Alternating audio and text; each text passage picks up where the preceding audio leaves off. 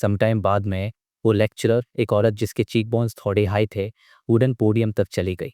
गले को साफ करने के बाद उसने अपना इंट्रोडक्शन दिया, ज़ेवियरा हेड्डा बताया और उन दयालु चैरिटेबल लेडीज़ को गुड मॉर्निंग विश किया। फिर उसने अनाउंस किया कि वो फैमिली एक्सपेंसेस मैनेज करने के अपने एक्सपीरियंसेस शेयर करेगी, जिसको 3 पार्ट्स में डिवाइड किया जाएगा। उसने एक्सप्लेन किया कि पहला पार्ट होगा कि एक फैमिली जिनकी एनुअल इनकम 100 पाउंड्स है, वो फूड, हाउसिंग, क्लोथिंग और हायर्ड हेल्प पर कैसे बैलेंस करें। दूसरा पार्ट कवर करेगा कि कैसे एक फैमिली जो ईयरली 200 पाउंड्स अर्न करती है, वो अपने एक्सपेंडिचर को इंक्रीज़ करे ताकि ज़्यादा डिसेंट दिखे। मेलिसा ने बर्थडे ध्यान से सुना। उसका दिमाग जल्दी जल्दी कैलकुलेट करने लगा। उसे पता था कि उसके ब्रदर्स की combined annual income already 200 pound से ज़्यादा है। इस थॉट से उसको रिलीफ और डर का मिक्सचर फील हुआ। वो अपनी करंट लाइफ से सेटिस्फाइड थी, लेकिन एक गहरा एंग्जाइटी था कि ये सब एक ब्लिंक में वैनिश हो सकता है। उसी मोमेंट पर वाइन रेड हेयर्ड सेलेना ने अपना मुंह कवर किया और अपने फ्रेंड्स को विस्पर किया। उसने चुपके से पॉइंट आउट किया कि lecturer Lord on F storms की बिलीवर लगती है, क्योंकि उसने अपने लेफ्ट चेस्ट पर स्टॉर्म बैज पहना हुआ था। मेलिसा ने देखा तो सच में एक बैज था जिस पर वायलेंट विंड्स और ट्यूमल्टुअस वेव्स दिख रहे थे। उसने जल्दी से एक्सप्लेन किया कि मिसेस शाउड, जिस औरत ने उसे सेमिनार के बारे में बताया था, वो भी फॉलोअर थी, तो स्पीकर का भी होना कोई अजीब बात नहीं है। एलिजाबेथ ने एग्री किया, ऐड करते हुए कि कोई प्रॉब्लम नहीं है, क्योंकि वो तो सिर्फ बजटिंग के बारे में सीखने आई है। सेलेना ने पाउट किया, क्रम्बलिंग की मेलिसा की तरह। ना तो वो और ना ही एलिजाबेथ को अपनी फैमिलीज के फाइनेंसेस गवर्न करने का राइट है। एलिजाबेथ ने बिना हेजिटेशन के जवाब दिया, उससे याद दिलाते हुए कि इवेंचुअली उनकी शादी होगी और वो अपनी फैमिलीज बनाएंगी। डेमन मिरर डिविनेशन वाले इंसिडेंट से एलिजाबेथ से थोड़ी वेरी होने के बाद सेलेना ने एम्बेरसमेंट में नोट किया और लेक्चर को प्रिटेंड किया कि वो सुन रही है। लेक्चरर ज़ेवियरा ने फिर अपना हाथ उठाया और डिक्लेयर किया कि किसी भी बजटिंग का प्रेमाइस है कि घर के आदमी की ओपिनियन को रेस्पेक्ट करना। उसने उन्हें इनकम का सोर्स और फैमिली का पिलर डिस्क्राइब किया, जो उनके लिए प्रोवाइड करने के लिए हर तरह की सोसाइटल ट्रबल्स फेस करते हैं। इसलिए उसने प्रीच किया विमेन को एक सेरीन होम क्रिएट करना चाहिए जो बाहरी ट्रबल्स से फ्री हो, ताकि उनके हस्बैंड्स रिलैक्स कर सकें और उनकी सोल्स आने वाले चैलेंजेस के लिए क्लींस हो सकें। अपनी बात को ड्राइव होम करने के लिए उसने फेमस फिलोसोफर ल्यूमी को कोट किया, जिसने अपेरेंटली कहा था कि एक औरत घर की एंजेल होती है। नाम सुनकर सेलेना ने अपने चीक को स्ट्रोक किया और थॉट डी एक्साइटमेंट से विस्पर किया, पूछते हुए कि क्या ये वही ल्यूमी है जिसने फेमसली कहा था कि humans are born free. Elizabeth ने हेजिटेट किया, फिर कंफर्म किया कि वही है, लेकिन ऐड किया कि वो लॉर्ड ऑन एफ स्टॉर्म्स का बिलीवर था। ज़ेवियरा ने कंटिन्यू किया, ऑडियंस को इन्फॉर्म करते हुए कि मिस्टर ल्यूमी ने ये भी लिखा था कि फीमेल्स इनेटली फ्लॉड होती हैं इंटेलिजेंस और लॉजिक के मामले में, इसलिए उन्हें अपने फादर और हस्बैंड के जजमेंट को एक्सेप्ट करना चाहिए जैसे वो चर्च के जजमेंट को एक्सेप्ट करती हैं। ऐसा डिस्क्रिप्शन सुनकर मेलिसा, सेलेना और एलिजाबेथ ने एक दूसरे को देखा, अटरली स्पीचलेस। सेलेना ने फाइनली साइलेंस टोड्डा, क्वाइटली सजेस्ट करते हुए कि उन्हें चले जाना चाहिए। मेलिसा और एलिजाबेथ ने इमीडिएट एग्रीमेंट में नोट किया। अपने वेल्ड हैट्स को गैदर करते हुए वो बेंड लो हुई और साइड डोर की तरफ स्नीक की, बिना अटेंशन अट्रैक्ट किए निकलने की कोशिश कर रही थी। जैसे ही वो कॉशियसली सीधी खड़ी हुई, एक sudden burst on F applause छोटे हॉल से इरप्ट हुआ। मेलिसा ने इंस्टिंक्टिवली पीछे देखा और देखा कि मिसेस शाउड और बहुत सी लेडीज एंथुसियास्टिकली क्लैप कर रही हैं। एक quiet breath on of relief लेते हुए और लेडी को प्रेस करते हुए मेलिसा अपने फ्रेंड्स के साथ अनकंफर्टेबल जगह से निकल गई। एक ट्री के नीचे खाड़ी डीछे होकर सेलेना, जो लेक्चर को ऑलरेडी भूल चुकी थी, ने सजेस्ट किया कि उन्हें हैरोड्स जाना चाहिए। मेलिसा कुछ सेकंड्स के लिए साइलेंट हो गई, फिर रिप्लाई किया कि वो घर वापस जाकर स्टडी करने का प्लान कर रही है। उसने ऐड किया कि उसे ग्रोसरीज भी खरीदनी है क्योंकि क्लाइन काम कर रहा है और बेंसन लाइब्रेरी में है। उसी मोमेंट पर मेलिसा को अपने टेक्स्ट बुक्स, अपने गियर्स और अपने स्प्रिंग्स के लिए एक सडन प्रोफाउंड अफेक्शन फील हुआ। सेलेना ने सडनली स्टडियस मेलिसा से डिस्टेंस रखने का डिसाइड किया। उसने एलिजाबेथ की तरफ एक ड्यूटीफुल स्माइल के साथ टर्न किया, पूछते हुए कि क्या वो उसके साथ हैरोड्स चलेगी। इवन दो उसने अपनी सारी सेविंग्स स्पेंड कर दी थी, उसने कहा, फिर भी विंडो शॉपिंग करना वंडरफुल होगा। एलिजाबेथ ने एग्री किया। फिर उसने कैजुअली मेलिसा से पूछा कि क्या उसके ब्रदर क्लाइन को संडेज को काम करना पड़ी दिखता है। मेलिसा, उसका सर अननोइंगली थोड़ा प्राइड से ऊपर उठा हुआ, ने एक्सप्लेन किया कि हाँ, क्योंकि उसका रेस्ट डे मंडे को होता है, ऑर्डिनरी जॉब्स से different. Meanwhile Blackthorn security company से निकलने के बाद क्लाइन ने हाउस स्ट्रीट की तरफ एक पब्लिक कैरेज ली। उसने एंटीगोनस फैमिली के ट्रेजर के रिगार्डिंग अपने इमोशंस को सप्रेस करने की पूरी कोशिश की, अपने आप को एक्टिंग के मैटर पर फोकस करने के लिए फोर्स किया। पोषण को फुल्ली डाइजेस्ट करना पैरामाउंट था। अपने आप को इम्प्रूव करना हमेशा सबसे इम्पोर्टेंट टास्क था। उसने म्यूज़ किया कि एक सीयर के रूप में उसका परफॉर्मेंस अभी भी प्रोफेशनल इनफ नहीं है। अपने पास्ट लाइफ के फॉर्चून टेलर्स के बारे में सोचते हुए जो हर छोटी चीज़ के लिए ऑल्मनैक्स कंसल्ट करते थे, उसने डिसाइड किया कि वो डिवाइन करेगा कि क्या उसके लिए उस दिन डिविनेशन क्लब जाना बेनिफिशियल है। वो उसने एक ग्रिम स्माइल के साथ सोचा, एक सीयर के लिए फार मोर भी फिटिंग था। जैसे ही वो कैरेज से उतर रहा था, उसने एक हाफ पेंस कॉइन निकाला। उसका विजन नैरो हो गया और उसके प्यूपिल्स डार्क हो गए जैसे ही उसने साइलेंटली डिविनेशन स्टेटमेंट रिसाइट किया। कॉइन को हवा में फ्लिक करते हुए उसने कामली अपनी पाम में कैच कर लिया। नंबर ऊपर की तरफ था। उसने इंटरप्रेट किया कि इसका मतलब है कि उसे डिविनेशन क्लब में एक अनफॉर्चुनेट इंसिडेंट एनकाउंटर होगा। एक मोमेंट के लिए सोचने के बाद वो डेफोडिल स्ट्रीट की तरफ वापस जाने वाली कैरेज का वेट करने के लिए स्ट्रीट क्रॉस कर गया, feeling more and more like a Charlton. Harrods department store के एंट्रेंस पर सेलेना एंटर करने ही वाली थी कि वो सडनली फ्रीज हो गई। एलिजाबेथ ने पूछा क्या हुआ। सेलेना ने अपने चीक्स पफ की और कन्फेस किया कि वो अपने मिस्टिसिज्म टीचर मिस्टर विंसेंट के बारे में सोच रही थी, जो इतनी सडनली पास अवे हो गए थे। उसने एडमिट किया कि उसे हमेशा गिल्टी और अनईजी फील होता था, वंडरिंग कि क्या वो इसलिए था क्योंकि उसने उनके सीक्रेट इनकेंटेशंस को पीक किया था और उसे किया था। उसने ये भी मेंशन किया कि उसे रिसेंटली रैदर अनल्की फील हो रहा है। एलिजाबेथ ने क्वाइटली पूछा कि वो क्या इंटेंड करती है। सेलेना ने अपना लिप बाइट किया और कहा कि वो नियर बाय क्लब में एक डिविनेशन करवाना चाहती है, ये देखने के लिए कि मिस्टर विंसेंट की डेथ का उससे कोई लेना देना तो नहीं है। एक नैगिंग फीलिंग उसे बता रही थी कि एलिजाबेथ उस रात के बारे में कुछ हाइड कर रही है। जब एलिजाबेथ ने सरप्राइज में पूछा कि वो खुद क्यों डिवाइन नहीं कर सकती, तो सेलेना ने थिएट्रिकली साई किया, अपने फादर को इमिटेट करते हुए, और क्लेम किया कि वो राइट कंडीशन में नहीं है ऐसा करने के लिए। एलिजाबेथ ने डिविनेशन क्लब पहले उसके साथ जाने के लिए एग्री किया। वो सून सेकंड फ्लोर पर रिसेप्शन एरिया में पहुंच गए, जहां सेलेना ने मिस एंजेलिका को एक लाइवली ग्रीटिंग दी। कुछ प्लेजेंट्रीज के बाद सेलेना ने डिविनेशन की अपनी नीड एक्सप्लेन की। एंजेलिका ने क्लब का क्लॉकवर्क प्रोसीजर फॉलो किया, उन्हें उन मेंबर्स की लिस्ट प्रेजेंट की जो एक परफॉर्म करने के लिए विलिंग थे। सेलेना और Elizabeth huddled together names scan कर रही थी। सेलेना ने एक्साइटेडली रिमार्क किया कि क्लब में लास्ट ईयर से बहुत ज़्यादा मेंबर्स हैं। सडनली वो पॉज हुई, लिस्ट पर एक नाम की तरफ पजलमेंट में पॉइंट करते हुए। उसने अलाउड पूछा कि क्या क्लाइन मोरेटी नाम मेलिसा के ब्रदर का तो नहीं है। एलिजाबेथ फ्रीज हो गई। उसकी आइज़ ने कंफर्म किया जो सेलेना ने देखा था, ये सच था। अपनी आइज़ में एक स्पार्कल के साथ सेलेना ने एंजेलिका से पूछा कि क्या ये मिस्टर मोरेटी आसपास है। एंजेलिका ने अपना सर हिला दिया, एपोलोजाइज करते हुए और एक्सप्लेन करते हुए कि वो उस दिन क्लब नहीं आए थे। सेलेना को कोई फर्क नहीं पड़ेगा, सिंपली कहा कि वो किसी और को ढूंढ लेंगे। फिर वो अपने फ्रेंड की तरफ एक लाफ के साथ टर्न हुई, नोट करते हुए कि जबकि उसे पता था कि ये एक्चुअली मेलिसा का ब्रदर नहीं हो सकता, नाम उसे इंटिस प्रेस के वर्दी एक हेडलाइन की याद दिलाता है। एलिजाबेथ ने इनअटेंटिवली पूछा कि वो कौन सी हेडलाइन मीन करती है। सेलेना ने अपना गला साफ किया और ड्रामेटिकली अनाउंस किया, is it the decay on of morals और अ प्रॉब्लम विद सोसाइटी?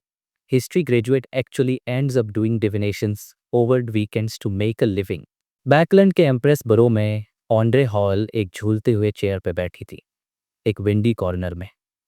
उसकी नज़रें धूप में खिले हुए फूलों में खो गई थी, लेकिन उसका ध्यान फोर्स वॉल के रिक्वेस्ट पर था।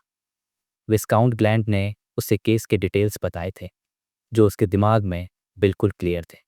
एक यंग वुमन शियोडेरेचा नॉर्थ बरो के एक टेम्परेरी प्रिजन में बंद थी। ऑफिशियल चार्ज था कि उसने एक डिसेंट जेंटलमैन पे ग्रीवियस असॉल्ट किया था, एक फाइनेंशियल डिस्प्यूट को लेकर। असॉल्ट इतना बुरा था कि वो आदमी बेडरिडन हो गया था और शायद कभी चल भी ना पाए।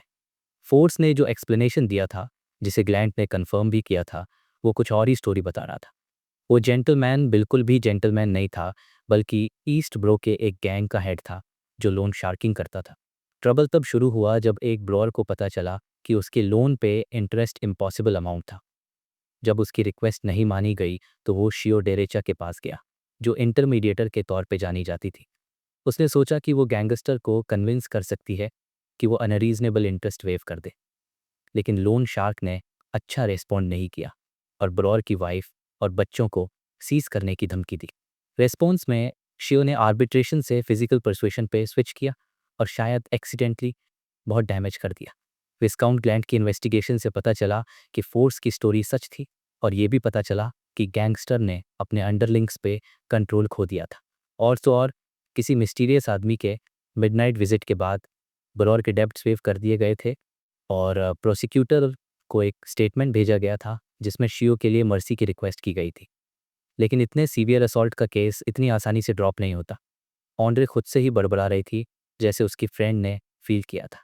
ग्लैंट नॉर्मल चैनल्स से प्रॉब्लम सॉल्व करना चाहता था, लेकिन उसने जिन लॉयर्स से कंसल्ट किया वो सिर्फ लाइटर सेंटेंस जीतने के लिए कॉन्फिडेंट थे। उन्होंने कहा कि एक्विटल बहुत डिफ़िकल्ट होगा अनलेस वो एक मेडिकल सर्टिफिकेशन ऑब्टेन कर सके कि वो मेंटली इनकम्पिटेंट है। ऑन्ड्रे को लगा कि फोर्स और शियो के अफेयर से दूर रहना ही बेस्ट है। टैरो क्लब ने उससे सिखा दिया था कि वो अब एक इनोसेंट नैव यंग लेडी नहीं रही। उसने एक डिसीजन लिया और थोड़ा सा नोट किया। अर्ल वुल्फ की डांस पार्टी में वो ग्लैंट को लॉयर की सजेशन के साथ प्रोसीड करने को कहेगी। रिलैक्स्ड ऑन्ड्रे कलरफुल फूलों को ऑब्जर्व कर रही थी जब उससे एक थॉट स्ट्राइक हुआ। Medical certification for mental incompetency, psychiatrist. उसने सोचा कि अगर साइकोलॉजी एल्केमिस्ट्स ने एक्टिंग का कॉन्सेप्ट सच में ग्रास्प कर लिया है, तो क्या ये पॉसिबल नहीं है कि वो एक्चुअल साइकियाट्रिस्ट्स के रैंक्स में मिल जाए। उसका ट्रेन ऑफ थॉट सही लग रहा था और उसकी आंखें लस्ट्रस जेमस्टोन्स की तरह शिमर कर रही थी। कभी उसने देखा कि उसकी गोल्डन रिट्रीवर सूजी फ्लावर बुशेस के पीछे से स्नीक करके एक सीक्लूडेड स्पॉट में जा रही है, जहां नॉर्मली सिर्फ गार्डनर जा सकता है। ऑन्ड्रे शैडोज में छुप गई और क्यूरियसली देखने लगी। सूजी, जिसका sense of smell fragrant blossoms से कंफ्यूज हो गया था, उसने अपनी ऑनर की प्रेजेंस नोटिस नहीं की। उसने अपना माउथ ओपन किया और स्ट्रेंज साउंड्स बनाने लगी, जैसे कोई वोकल कॉर्ड्स एक्सरसाइज कर रहा हो। फिर एयर वाइब्रेट हुआ जब साउंड्स जर्की अनमेलो वर्ड्स में फॉर्म होने लगे। Hello, how are you? Andre का माउथ ओपन रह गया, सारे लेडी लाइक एटिकेट कंप्लीटली भूल कर। उसे बिलीव नहीं हो रहा था कि वो क्या देख रही है, या वो स्टिफ इम्पॉसिबल वॉइस जो उसने अभी सुनी थी। वो झट से खड़ी हो गई और डिमांड करने लगी कि सूजी ने कब बोलना सीखा। गोल्डन रिट्रीवर डर के जंप कर गई और अपनी ऑनर की तरफ फेस करने के लिए स्पिन हुई। उसने नर्वसली अपनी टेल शेक की और उसका माउथ कुछ बार ओपन एंड क्लोज हुआ। फिर एयर एक बार फिर वाइब्रेट हुआ उसकी क्लमजी स्पीच से। I I don't know how to explain, I am a dog after all. वो सुनकर ऑन्ड्रे सडनली कंप्लीटली स्पीचलेस हो गई। मंडे मॉर्निंग को क्लाइंट ने अपने प्लान को फॉलो किया। पहले उसने अपनी मिस्टिसिज्म नॉलेज रिवाइज की, फिर एक पब्लिक कैरेज लेकर खोई यूनिवर्सिटी गया। वो मिस्टर एजिक के साथ अपने इंटरेक्शंस इंक्रीज करना चाहता था और पता करना चाहता था कि वो आदमी क्या जानता है। अपने मेंटर कोहेन क्वेंटिन के साथ हॉर्नासिस रूइंस के बारे में एक ब्रीफ और अनइन्फॉर्मेटिव चैट के बाद क्लाइंट को अपना अपॉर्चुनिटी दिखा। उसका मेंटर चला गया और वो हॉल क्रॉस करके एजिक के डेस्क पे गया। उसने अपनी हैट उतारी और बो किया और टैंड स्किन और जेंटल फीचर्स वाले आदमी से पूछा कि क्या वो उनसे कुछ बात कर सकता है। एजिक, जिनकी आंखों में जिंदगी के विसिसिट्यूड्स दिखते थे, अपनी बुक स्टडी करने लगे और एग्री कर गए। उन्होंने सजेस्ट किया कि वो खोए के बैंक्स पे वॉक करें। वो साइलेंस में चलते रहे जब तक फ्लोइंग रिवर व्यू में नहीं आ गया और वो अकेले नहीं थे। एजिक रुके और टर्न हुए और पूछा कि वो क्या हेल्प कर सकते हैं। क्लाइंट एक लॉन्ग मोमेंट के लिए साइलेंट रहा और कई टैक्टफुल अप्रोचेस के बारे में सोचता रहा। फिर उन सबको अबैंडन कर दिया। उसने डिसाइड किया कि वो डायरेक्ट होगा। उसने मिस्टर एजिक को बताया कि वो उन्हें एक ट्रस्टवर्दी और रिस्पेक्टेबल जेंटलमैन मानता है और वो जानना चाहता है कि एजिक उसमें क्या देख सकते हैं, या रादर वो क्या जानते हैं। उसने स्पेसिफिकली प्रीवियस इंसिडेंट का जिक्र किया जब एजिक ने उसकी फेट में डिसहार्मनी का मेंशन किया था। एजिक ने एक साइड छोड़ दा जो लाफ में टर्न हो गया। उन्होंने एडमिट किया कि उन्होंने कभी एक्सपेक्ट नहीं किया था कि वो इतना स्ट्रेट फॉरवर्ड होगा और उन्हें नहीं पता था कि वो कैसे आंसर करें। उन्होंने फ्रैंकली स्टेट किया कि क्लाइंट की फेट में डिसहार्मनी ही एक ऐसी चीज़ है जो वो देख पाए थे और वो क्लाइंट से ज़्यादा कुछ नहीं जानते। क्लाइंट ने उन्हें प्रेस किया और पूछा कि वो ये कैसे देख सकते हैं, जबकि उन्हें नहीं लगता कि वो सिंपल डिविनेशन से डिराइव हुआ था। एजिक ने खोए रिवर की तरफ देखा और उनकी वॉइस में एक स्ट्रेंज ब्लिकनेस थी। उन्होंने कन्फेस किया कि क्लाइंट नहीं समझता डिविनेशन उस लेवल तक रीच कर सकता है डिपेंडिंग ऑन द पर्सन, लेकिन उन्होंने एडमिट किया कि उनकी खुद की डिविनेशन सिर्फ एक एक्सक्यूज़ थी। उन्होंने एक्सप्लेन किया कि कुछ लोग स्पेशल होते हैं, born with a strange ability. उन्होंने सोचा कि वो उनमें से एक है। क्लाइंट ने एक्यूटली उनकी फ्रेजिंग कैच की और पूछा कि वो सिर्फ सोचते क्यों हैं। एजिक की आंखें मेलेंकली से क्लाउड हो गई।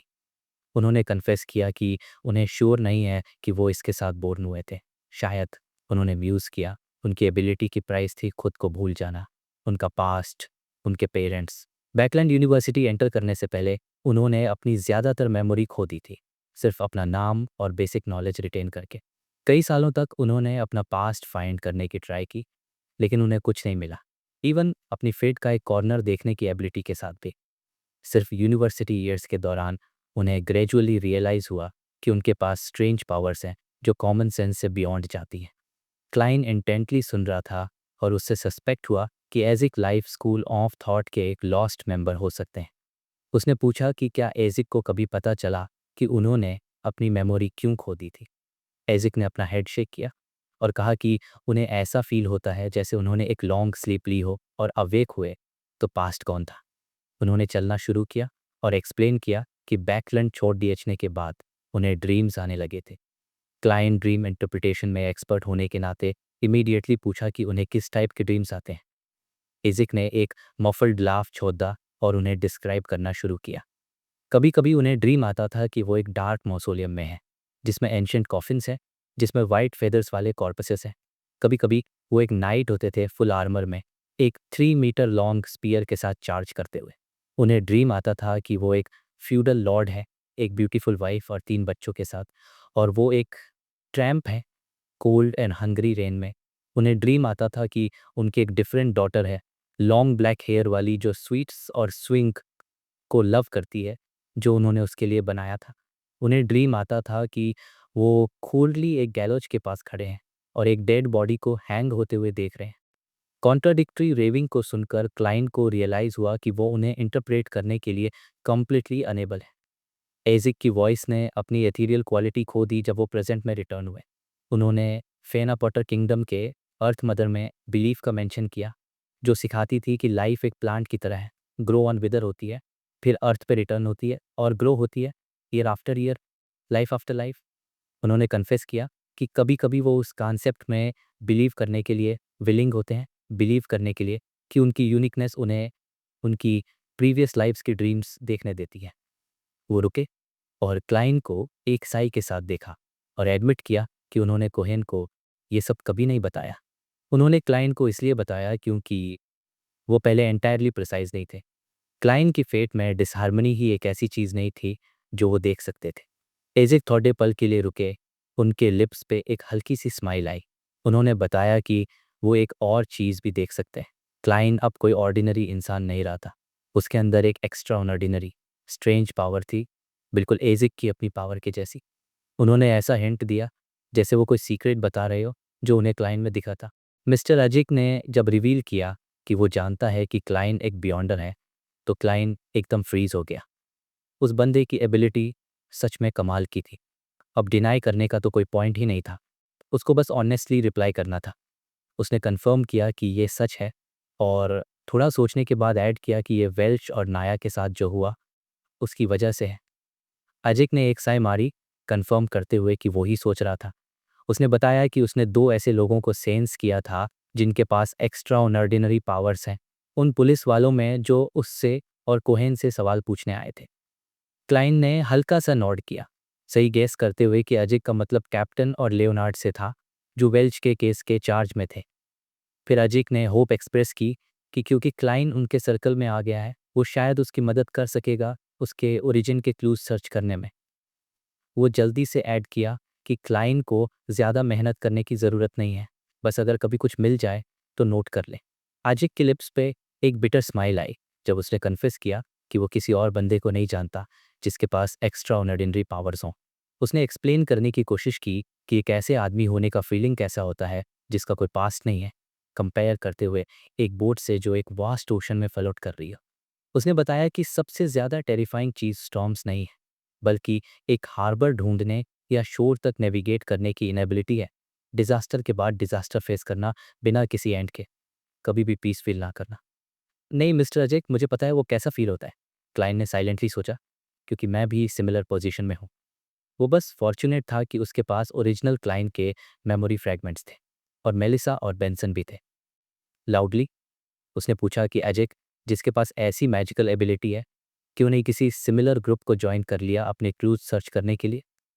अजिक ने क्लाइंट की आंखों में देखा, एक सेल्फ डेप्रिकेटिंग स्माइल उसके फेस पे थी। उसका आंसर सरप्राइजिंगली सिंपल था, वो अफ्रेड था, अफ्रेड ऑफ डेथ। उसने साई मारी एक्सप्लेन करते हुए कि वो अपनी करंट लाइफ का आदी हो गया था और उसको पसंद करता था। उसके पास अब ऐसी रिस्क लेने की करेज नहीं थी, इसलिए वो क्लाइंट पे काउंट कर रहा था। क्लाइंट ने और कुछ नहीं कहा, बस प्रॉमिस किया कि वो किसी भी पोटेंशियल क्रू पे स्पेशल अटेंशन देगा। हैवी कन्वर्सेशन खत्म होने के बाद अजिक ने सजेस्ट किया कि वो ऑन ऑफिस वापस चलें और कोहेन के साथ लंच करें, ऑफर करते हुए कि वो उनको ईस्ट बालम रेस्टोरेंट में ट्रीट करेगा यूनिवर्सिटी में। माय अपोलोजाइज, क्लाइंट ने सोचा, मुझे सच में उसकी कोई मेमोरी नहीं है। स्टूडियस ओरिजिनल क्लाइंट कभी भी ऐसी जगह अफोर्ड नहीं कर सकता था। जब वो हिस्ट्री डिपार्टमेंट बिल्डिंग की तरफ वापस जा रहे थे, अजिक ने मेंशन किया कि वो जल्दी ही समर ब्रेक पे होगा और क्लाइंट उससे विजिट कर सकता है या उसको लिख सकता है। क्लाइंट ने नॉड किया, कैजुअली रिमार्क करते हुए कि उसको लगा था अजिक देसी बे वेकेशन के लिए जाएगा। अजिक ने स्माइल किया, रिप्लाई करते हुए कि साउथ उसके टेस्ट के लिए बहुत हॉट है। उसकी इजीली टैंड ब्रॉन्ज स्किन को देखते हुए वो विंटर काउंटी नॉर्थ में स्की करने और सील्स हंट करने जाना प्रेफर करेगा। क्लाइंट के फेस पे एक एनवियस लुक आया, वो भी जाना चाहता था। लंच के बाद क्लाइंट घर वापस गया नैप लेने के लिए। फिर उसने अपना आफ्टरनून चार्म्स और एम्यूलेट्स स्टडी करने में डेडिकेट किया, होप करते हुए कि वो बैटल के लिए यूज़फुल आइटम्स क्रिएट कर सकेगा। जब 3 बजने वाले थे, उसने अपनी चीज़ें पैक की और रूम को स्पिरिचुअलिटी की वॉल से सील कर दिया। ग्रे फॉग के ऊपर मैजेस्टिक डिवाइन हॉल में क्लाइंट सीट ऑफ ऑनर पे बैठा, उसका फेस मिस्ट में श्राउडेड था। उसने देखा कि जस्टिस और हैंग्ड मैन अभी भी ऑब्सक्योर्ड अपनी डेजिग्नेटेड सीट्स पे अपीयर हुए। अपनी स्पिरिट विजन से उसने इमीडिएटली नोटिस किया कि मिस जस्टिस के इमोशंस अनस्टेबल लग रहे थे। वरी, अनाइज और थोड़ा सा बिविल्डरमेंट का मिक्स। वर्ड्स ऑनरी हॉल की करंट स्टेट को डिस्क्राइब नहीं कर सकते थे। वो अभी भी शॉक में थी सूजी की सडन एबिलिटी को लेकर बात करने की। उसने हमेशा एक ऐसे फ्यूचर को इमेजिन किया था जिसमें वो एक ग्रेट डिटेक्टिव सूजी से असिस्ट की जाती। इस थॉट से कि डॉग डिटेक्टिव सूजी मिस ऑन्ड्री को असिस्ट करेगी, वियर्ड लग रहा था। इससे वो कंप्लीटली लॉस्ट फील कर रही थी। उसका फर्स्ट इंस्टिंक्ट मिस्टर फूल और द हैंग्ड मैन से हेल्प मांगने का था, लेकिन उसने वर्ड्स को स्वॉलो कर लिया। मैं ये कैसे पूछूं? उसने इंटरनली पैनिक किया। अगर मेरे पेट में बियॉन्डर पावर्स हैं, तो मुझे क्या करना चाहिए? मुझे एक टॉकिंग डॉग से कैसे इंटरेक्ट करना चाहिए? ये टैरो क्लब है, पेट ऑनर सपोर्ट ग्रुप नहीं। उसे श्योर था कि उसने जो गुड इंप्रेशन बनाया था वो इंस्टेंटली शैटर हो जाएगा। उसका माइंड वर्क कर रहा था। फाइनली उसने अपने थॉट्स ऑर्गेनाइज किए और अपना क्वेश्चन पोस्ट किया। ऑनरेबल मिस्टर फूल और मिस्टर हैंग्ड मैन को एड्रेस करते हुए उसने पूछा कि एक पेट जिसके पास बियॉन्डर पावर्स हैं, वो अपने ऑनर के लिए क्या कर सकता है, यानी वो कितना यूजफुल हो सकता है। रिजल्टिंग साइलेंस इमीडिएट और हैवी थी। हे, कुछ तो बोलो।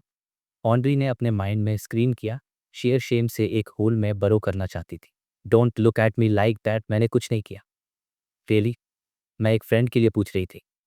क्लाइंट ने अपने हेड को अपने हैंड पे प्रॉप किया, अपने फोरहेड को पिंच करते हुए।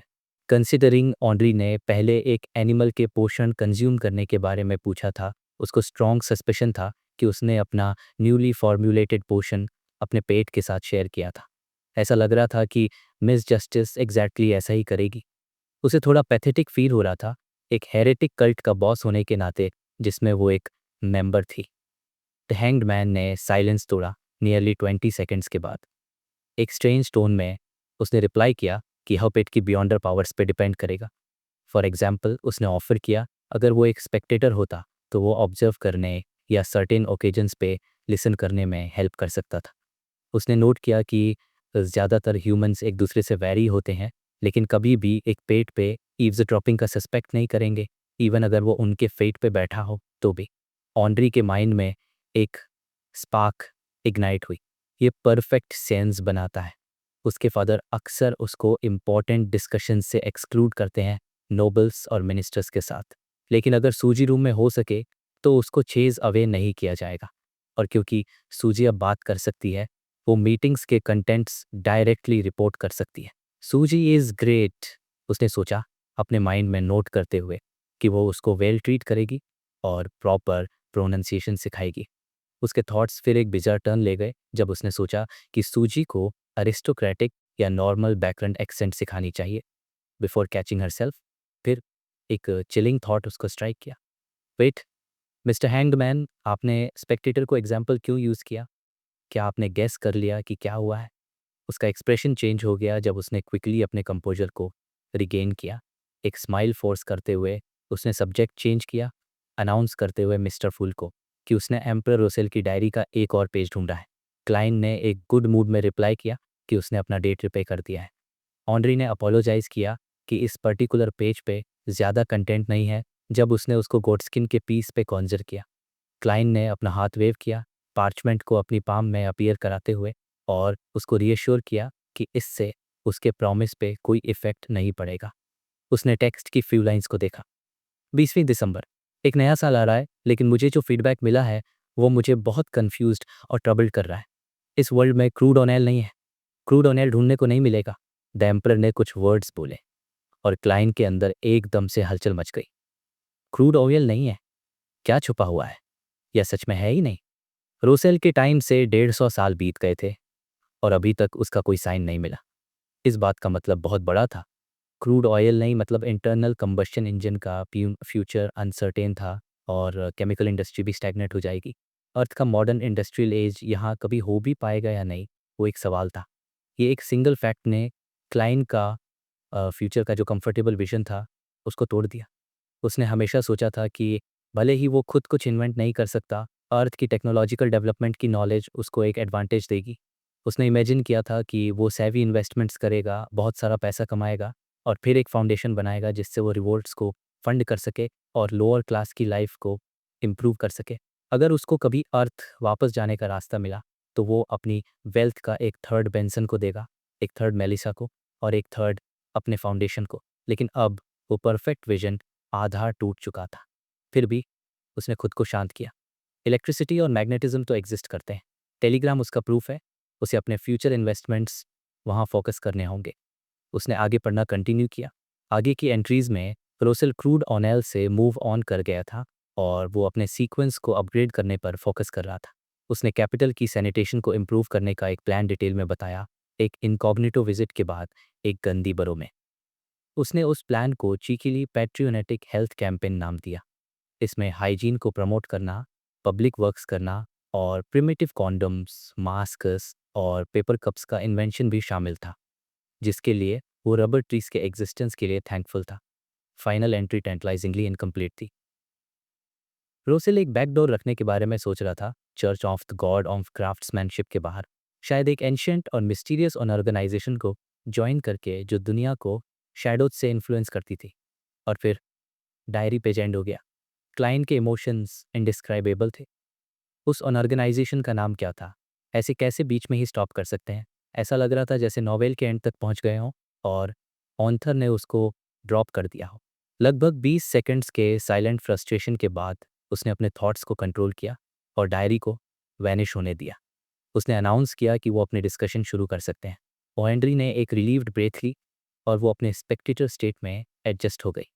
एक फेंट स्माइल के साथ उसने पूछा कि क्या कोई सीक्वेंस पोर्शन आर्बिटर नाम का है या कोई बियॉन्डर है जो डोर्स से पास हो सकता है या लॉक्स को फॉइल कर सकता है? क्लाइन फॉग में श्राउडेड को आंसर पता था, लेकिन द हैंग्ड मैन ने पहले बोला और उसने इन्फॉर्मेशन देने के बदले में उसकी हेल्प एक इन्वेस्टिगेशन में मांगी। वो जानना चाहता था कि क्या किंग ऑफ लोएन फेयरसैक एम्पायर के अगेंस्ट एक नया वॉर लॉन्च करने का इंटेंड करता है इस साल के अंदर। ऑन्ड्री ने, जो उसने वेरियस सोशल इवेंट्स में सुना था, उसके बेसिस पर कॉन्फिडेंटली एग्री किया, लेकिन उसने कहा कि उसको सर्टेन होने में टाइम लगेगा।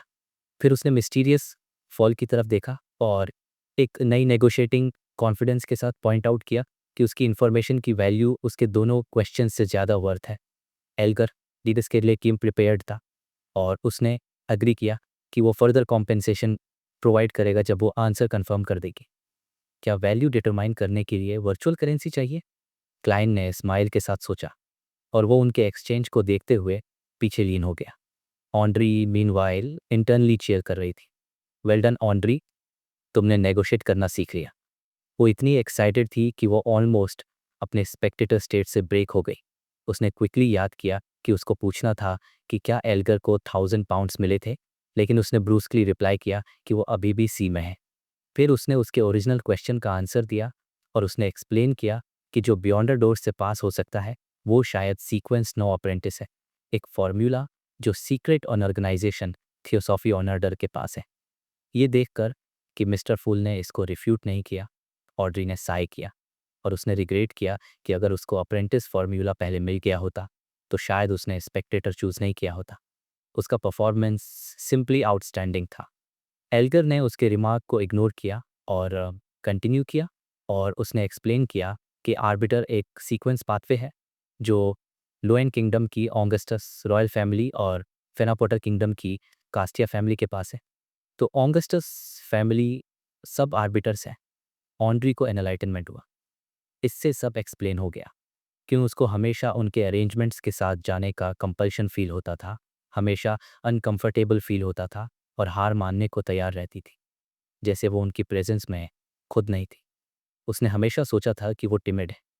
एल्गर के आर्बिटर की एबिलिटीज़ के सिंपल डिस्क्रिप्शन के बाद ऑन्ड्री पीछे लीन हो गई और उसने कहा कि उसके पास अब और क्वेश्चंस नहीं हैं। एल्गर ने फिर अपना अटेंशन सीट ऑफ ऑनर की तरफ टर्न किया। उसने ऑनरेबल मिस्टर फूल से पूछा कि क्या ट्रू क्रिएटर का होली रेसिडेंस, जो ऑनरोरा ऑन ऑर्डर एडवोकेट करता है, वो legendary forsaken land of god है? Forsaken land of god, Klein का माइंड रेस करने लगा। उसने वो टर्म सिर्फ एक बार देखा था रोसेल की डायरी में। वो ऐसी चीज़ नहीं थी जो उसके पास नाइट हॉक के रूप में एक्सेस थी। उसे कैसे आंसर देना था? उसने एक मोमेंट के लिए कंसिडर किया, फिर कामली रिप्लाई किया कि वो ऐसी चीज़ नहीं है जो एल्गर को अभी जाननी चाहिए। एल्गर का हार्ट टाइट हो गया और उसने इमीडिएटली अपना हेड नीचे कर लिया और अपॉलॉजी मांगी। ऑन्ड्री, जो भी क्यूरियस थी, वाइजली उस थॉट को गिव अप कर दिया। एक हैवी साइलेंस डिवाइन हॉल में भर गया। फीलिंग कि उसे कुछ कहना चाहिए, ऑन्ड्री ने बोला। उसने मिस्टर फोल से पूछा कि हाइपोथेटिकली अगर उसको साइकोलॉजी एल्केमिस्ट्स जैसे किसी और ऑर्गेनाइजेशन को ज्वाइन करने का अपॉर्चुनिटी मिले तो क्या वो परमिटेड होगा? क्लाइन ने अपना रिलैक्स्ड पॉस्चर मेंटेन किया और चकल किया और उसने रिप्लाई किया कि कोई प्रॉब्लम नहीं है। उसकी सिर्फ एक रिक्वायरमेंट है कि टैरो क्लब का एग्जिस्टेंस सीक्रेट रहना चाहिए। इनफैक्ट उसने ऐड किया, किसी और ऑर्गेनाइजेशन को ज्वाइन करने से सिर्फ वो मटीरियल्स और इन्फॉर्मेशन इंक्रीज होगी जो वो एक्सचेंज के लिए यूज़ कर सकती है। फिर उसको याद आया कि वो भी किसी और ऑर्गेनाइजेशन का मेंबर है, जैसे कि द हैंग्ड मैन है। क्या मेरा टैरो क्लब एक सो कॉल्ड रिबेल्स अलायंस है, एक ट्रेटर गैदरिंग? उसने सोचा। ऑन्ड्री आंसर से एक्साइटेड थी, लेकिन इससे एक और क्वेश्चन प्रॉम्प्ट हुआ। उसने पूछा कि वो किसी सूटेबल पर्सन को उनकी गैदरिंग को ज्वाइन करने के लिए कैसे गाइड करेगी। एल्गर ने अपना क्वेरी ऐड किया और उसने पूछा कि मेंबर बनने के लिए क्या रिक्वायरमेंट्स है। क्लाइन के माइंड में फॉरवर्ड्स की एक सीरीज पॉप हुई, एम्बिशियस, एथिकल, कल्चर्ड, डिसिप्लिन्ड। वो कुछ सेकंड्स के लिए साइलेंट रहा और उसने अनाइस को बिल्ड होने दिया। फिर उसने बोला, उसने उनको इंस्ट्रक्ट किया कि वो उसको किसी भी सूटेबल कैंडिडेट के बारे में इन्फॉर्म करें। वो अकेला डिसाइड करेगा कि वो ज्वाइन कर सकते हैं या नहीं। उससे पहले उनको कोई हिंट नहीं देना है जो टैरो क्लब के सीक्रेट को एक्सपोज करे। वो पॉज हुआ, उसकी वॉइस हैवी हो गई। You must remember, to non gathering members, you must not speak my name without my permission. दफल ने सीधे सीधे बोल दिया कि उनका नाम उनकी परमिशन के बिना कोई नहीं लेगा। बिल्कुल स्ट्रिक्ट वार्निंग थी वो। गैदरिंग खत्म होने के कुछ मिनट बाद ऑन्ड्री और एल्गर, जो अपने अपने बेडरूम और शिप पे लौट चुके थे, अभी भी मिस्टर फूल के वो वर्ड्स अपने कानों में गूंजते हुए सुन सकते थे।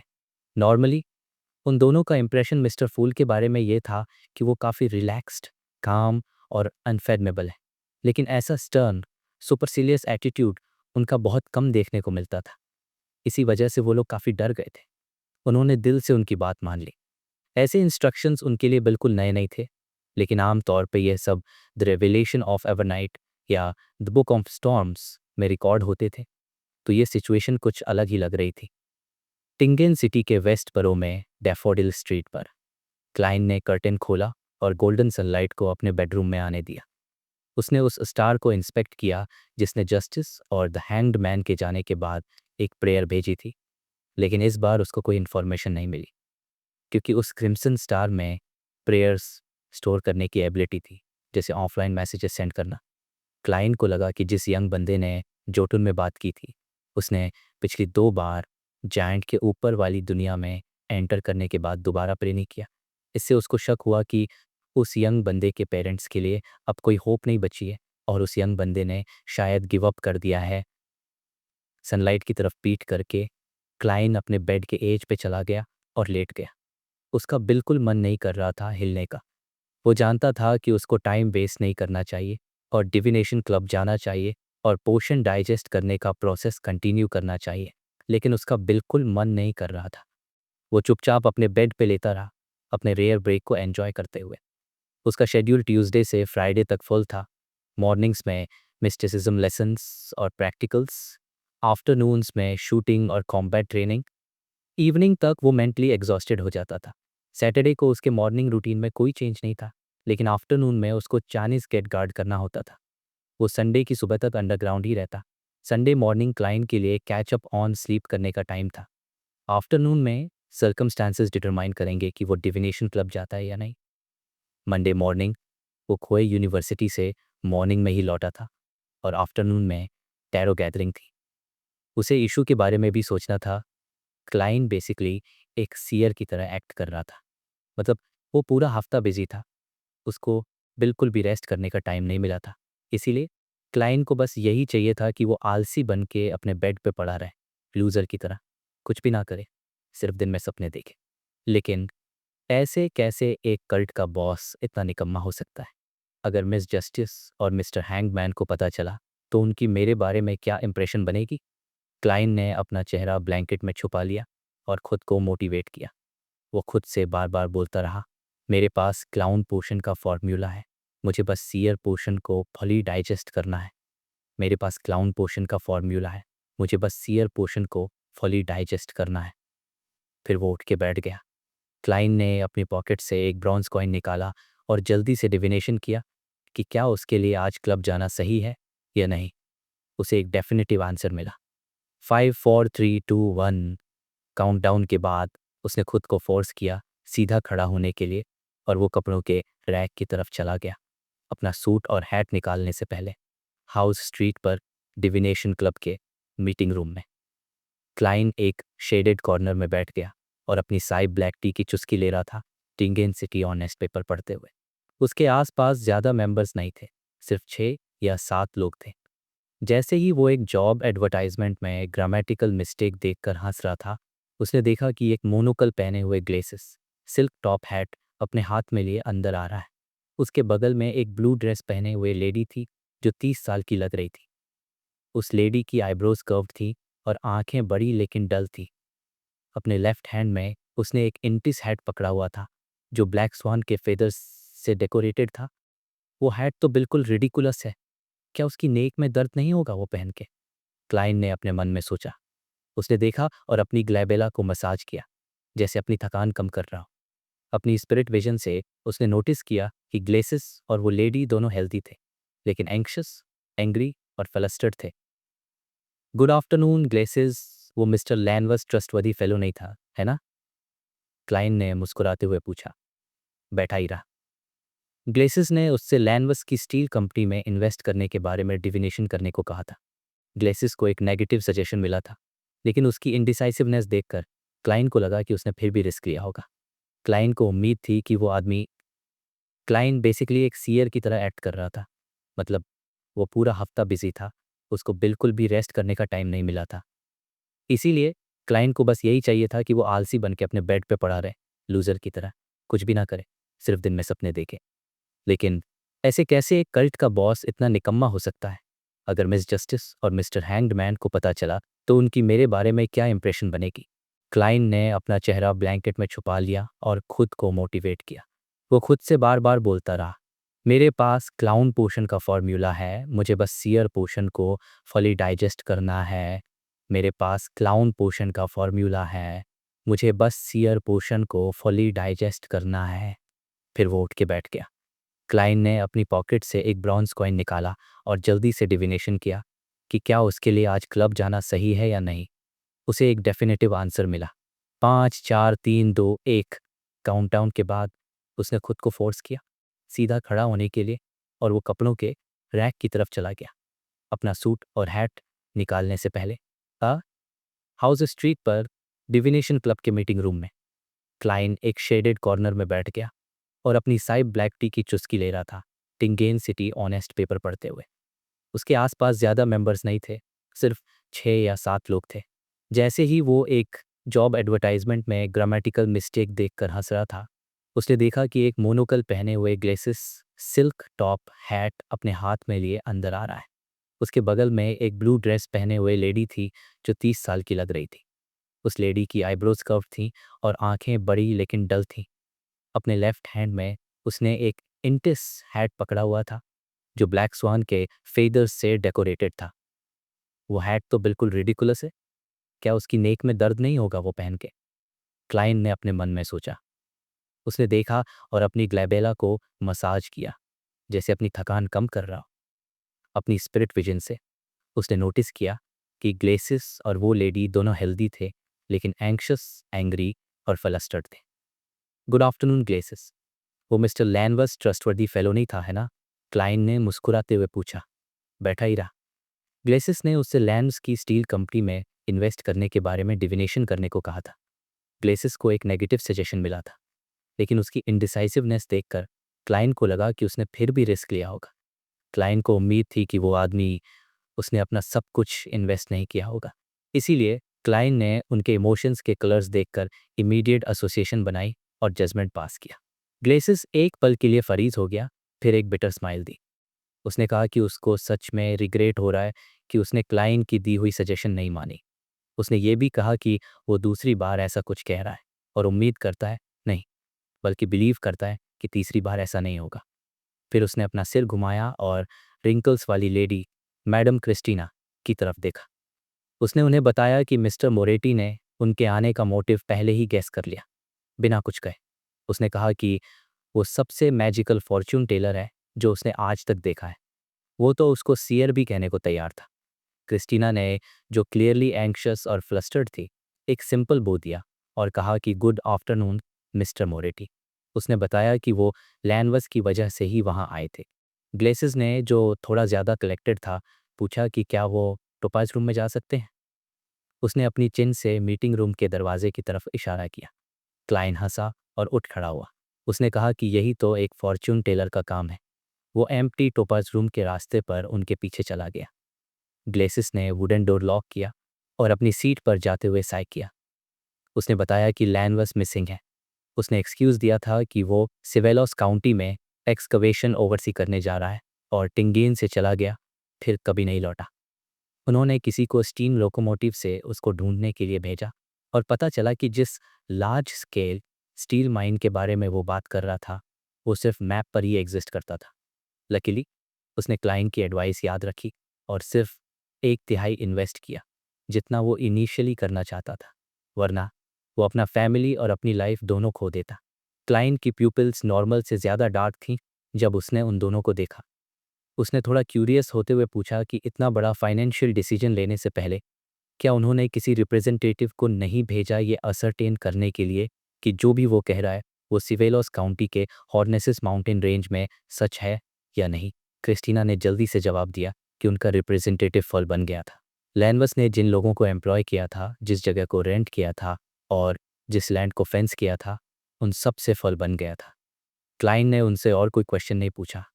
उसने अपना सीयर वाला एटीट्यूड मेंटेन रखा और पूछा कि वो आज क्या डिवाइन करना चाहते हैं। क्रिस्टीना ने ग्लेसिस की तरफ देखते हुए कहा कि वो ये देखना चाहते हैं कि क्या इसको सैल्वेज किया जा सकता है या नहीं। क्लाइन ने एक पेपर और फाउंटेन पेन उठाया। उसने कहा कि चलो एस्ट्रोलैब डिविनेशन करते हैं। वो सवाल पूछेगा और वो दोनों जवाब देंगे। सवालों के बीच में क्लाइन ने थंडरस कॉन्स्टेलेशन और उसके कॉरेस्पॉन्डिंग सिंबल्स मार्क किए, अलग अलग सिचुएशंस के। फिर उसने एस्ट्रोलैब कंप्लीट किया। उसने अपने एस्ट्रोलैब में ऑर्डिनरी लोगों से ज़्यादा एलिमेंट्स यूज़ किए। जो तरीका वो एस्ट्रोलैब को इंटरप्रेट करने के लिए यूज़ करने वाला था, वो उसे सच्चाई के और करीब ले जाएगा। क्लाइन ने कहा बिना जल्दी किए कि मैडम और सर, वो अभी एक क्रॉस रोड पर खड़े हैं। अगर वो खुद को नहीं रोकते और अपने ग्रीड और एंजाइटी के आगे झुक जाते हैं तो वो और भी गहरे अबिस में गिर जाएंगे, कभी भी खुद को फरी नहीं कर पाएंगे। लेकिन अगर वो पेशेंट रह सकते हैं। और बिन क्रिस्टीना को सीयर का ब्लैंक एक्सप्रेशन बिल्कुल भी समझ नहीं आया। उसने रिसेप्शन डेस्क पे खड़ी एंजेलिका को एक नज़र देखा, फिर अपनी आवाज़ धीरे करते हुए कहा कि उसका मतलब लैनवस का बच्चा था।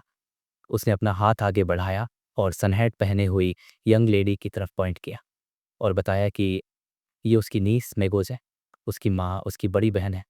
उसने कहा कि वो बहुत सॉरी और रिग्रेटफुल फील कर रही थी कि उसने लैनवस को एक आउटस्टैंडिंग यंग मैन समझा था और मेगोस को लैनवस से इंट्रोड्यूस कराया था जो सिंगल था। फिर दोनों लवर्स बन गए।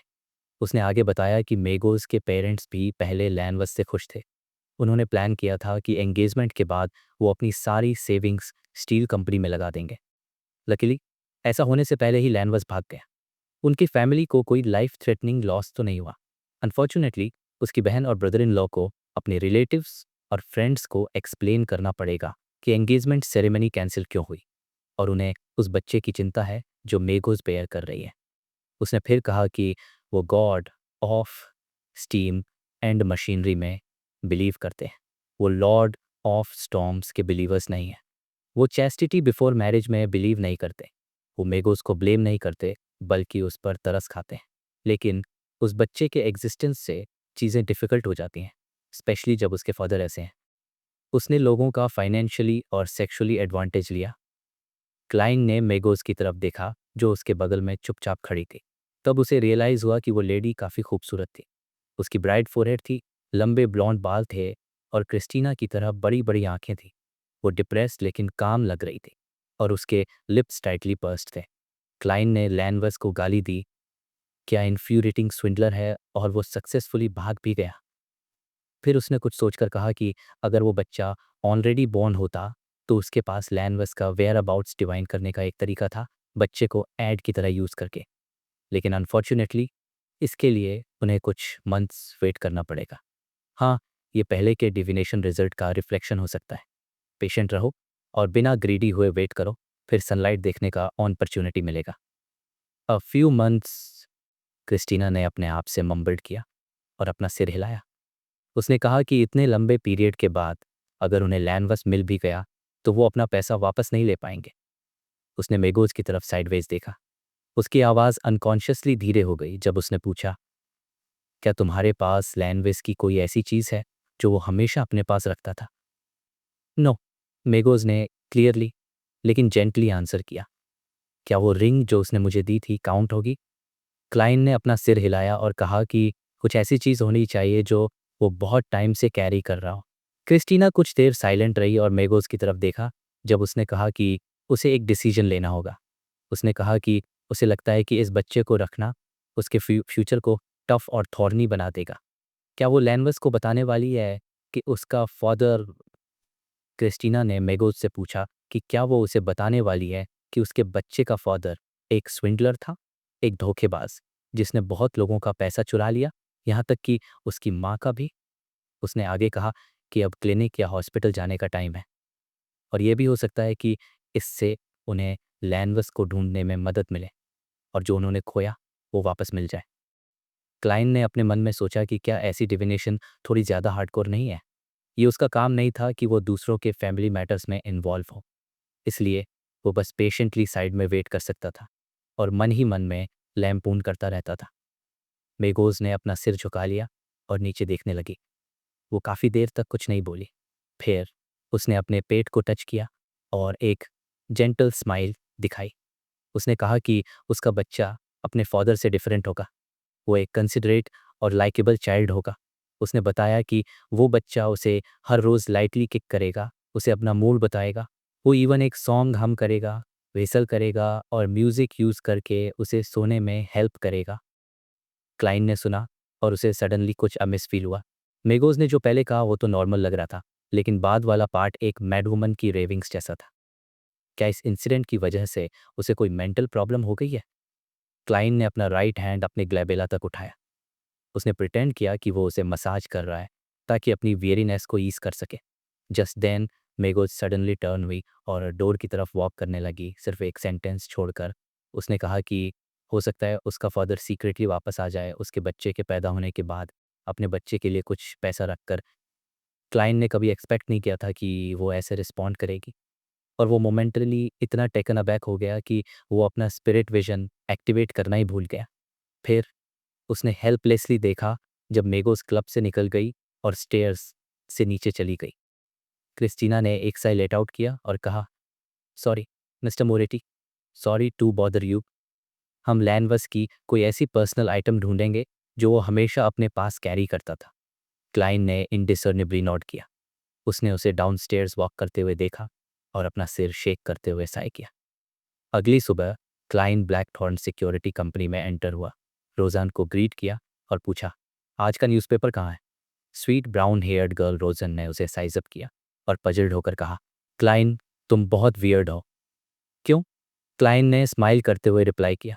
रोजान ने अपनी आंखें रोल की और कहा, तुम हमेशा नून ब्रेक के टाइम न्यूज़पेपर्स रीड करते हो क्योंकि तुम्हारी मॉर्निंग में मिस्टिसिज्म लेसन्स होती हैं। ओल्ड नील ऑलरेडी आर्मरी में तुम्हारा वेट कर रहा है।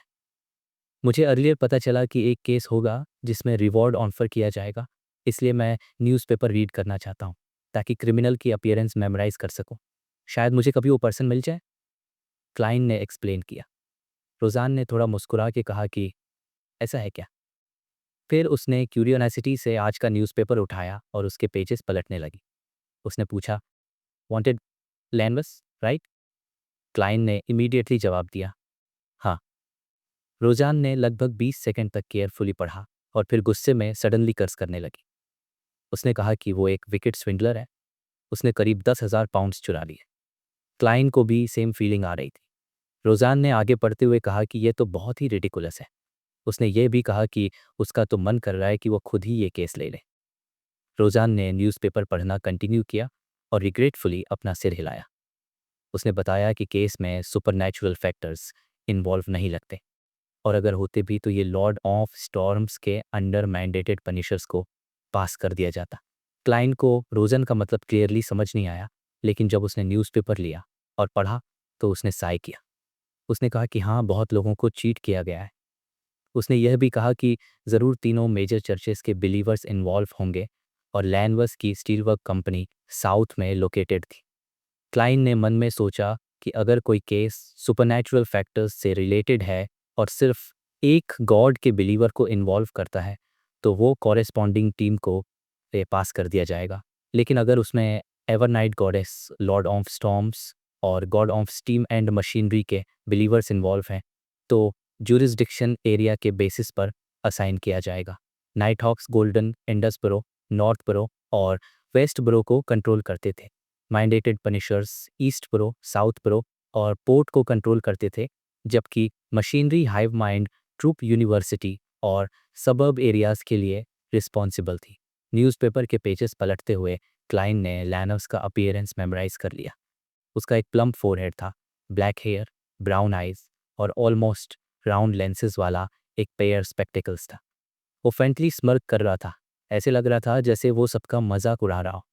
उस पेयर ऑफ स्पेक्टिकल्स के अलावा लैनवस में कोई ऑब्वियस ट्रेट नहीं था और वो रियली ऑर्डिनरी दिख रहा था।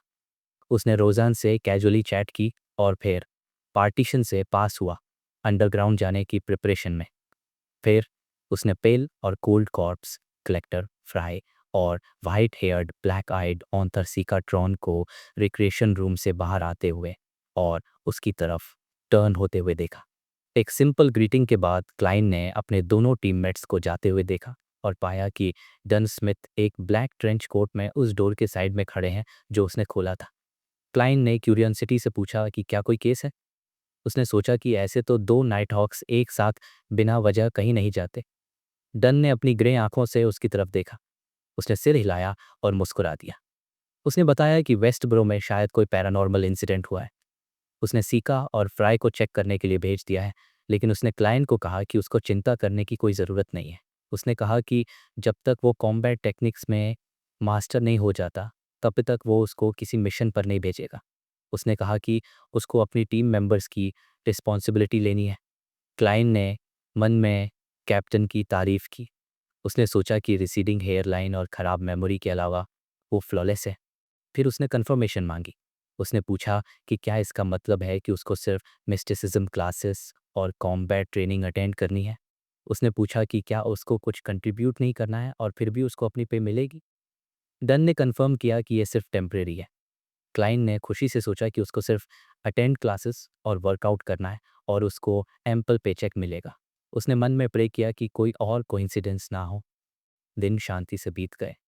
फ्राइडे तक क्लाइंट ने अपनी कॉम्बैट ट्रेनिंग कंप्लीट की और बेसिक स्ट्रीट वापस गैरेज में गया। हेनरीज प्राइवेट डिटेक्टिव कंपनी के बाहर उसने दाएं और बाएं देखा। कंफर्म करने के बाद कि कोई उसको वॉच नहीं कर रहा है, उसने गॉज मास्क पहना, अपनी ट्रेंच कोट का कॉलर ऊपर किया और जल्दी से स्टेयरवे में एंटर हो गया। डोर नॉक करने पर क्लाइंट ने middle aged brawny man detective Henry को फिर से देखा। Deep blue eyed detective Henry ने स्मोकिंग और ड्रिंकिंग से होर्स हुई आवाज़ में कहा कि गुड आफ्टरनून सर, आपने हमें जो केस एंट्रस्ट किया था वो डन हो गया है। क्लाइंट ने इंटेंशनली अपनी आवाज़ लोअर की और पूछा, क्या वो उस आदमी की इन्फॉर्मेशन है जो ईविल ड्रैगन बार में अपीयर हुआ था? वो आदमी जिसने स्पेक्टेटर पोशन के सप्लीमेंट्री इंग्रेडिएंट्स खरीदे थे? यस। हेनरी ने अपनी स्मोकिंग पाइप वेव की। फिर उसने कुछ नहीं कहा, लेकिन क्लाइंट की तरफ स्माइल करते हुए देखा। क्लाइंट समझ गया कि आदमी का क्या मतलब है और उसने 4 1 पाउंड नोट्स निकाले और हैंड ओवर कर दिए। This is the second payment. उसने पॉज लिया और ऐड किया, right me a receipt. Client को रियलाइज़ हुआ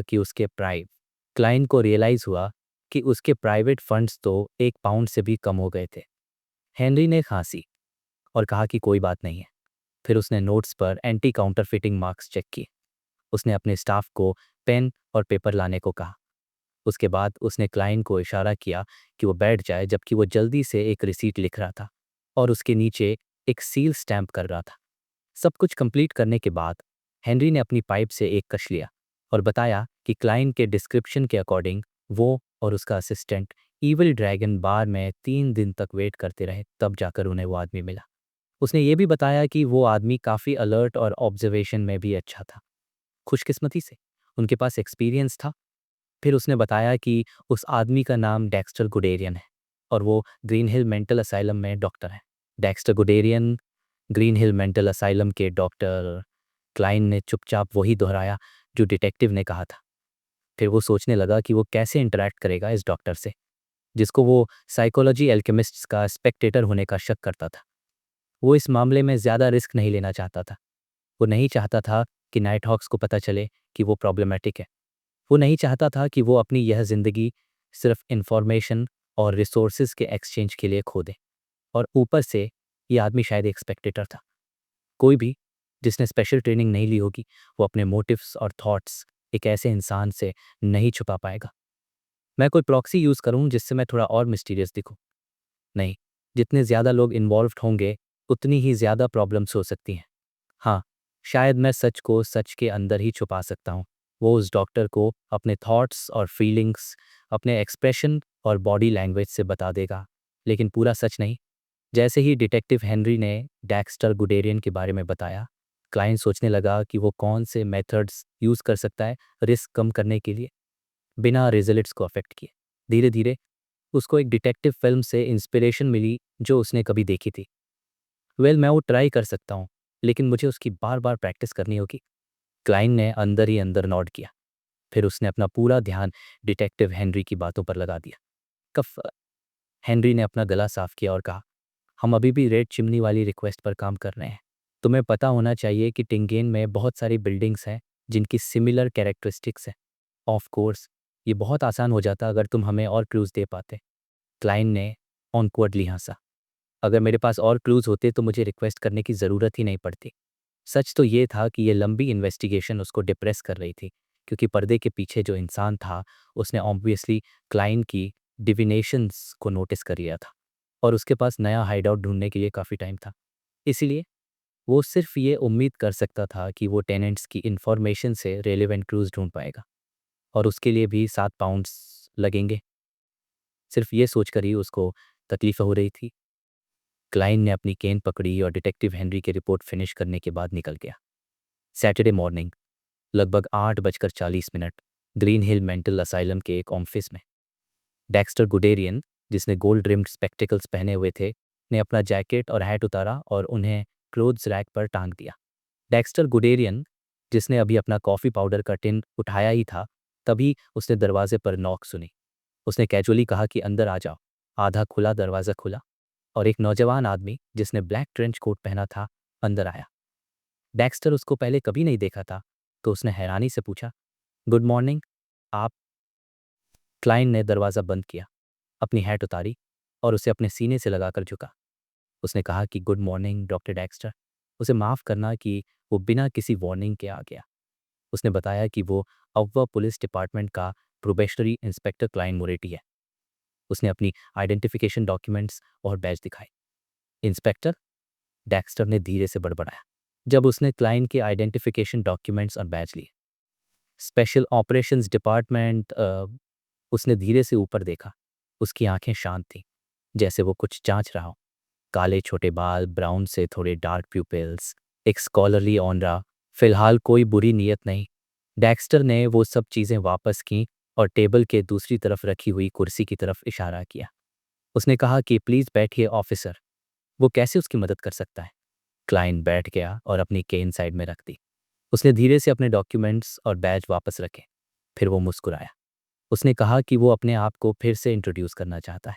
उसने बताया कि वो टिंगेन सिटी के नाइट हॉक्स टीम का भी मेंबर है और सुपरनैचुरल इंसिडेंट्स से डील करने में स्पेशलाइज करता है। उसने कहा, गुड मॉर्निंग मिस्टर स्पेक्टेटर। उसके सेंटेंस खत्म करने से पहले उसे डेक्स्टर के प्यूपिल्स कंस्ट्रिक्ट होते देखकर कोई हैरानी नहीं हुई। डेक्स्टर ने अपना हाथ पीछे खींच लिया, जैसे वो भागने वाला हो।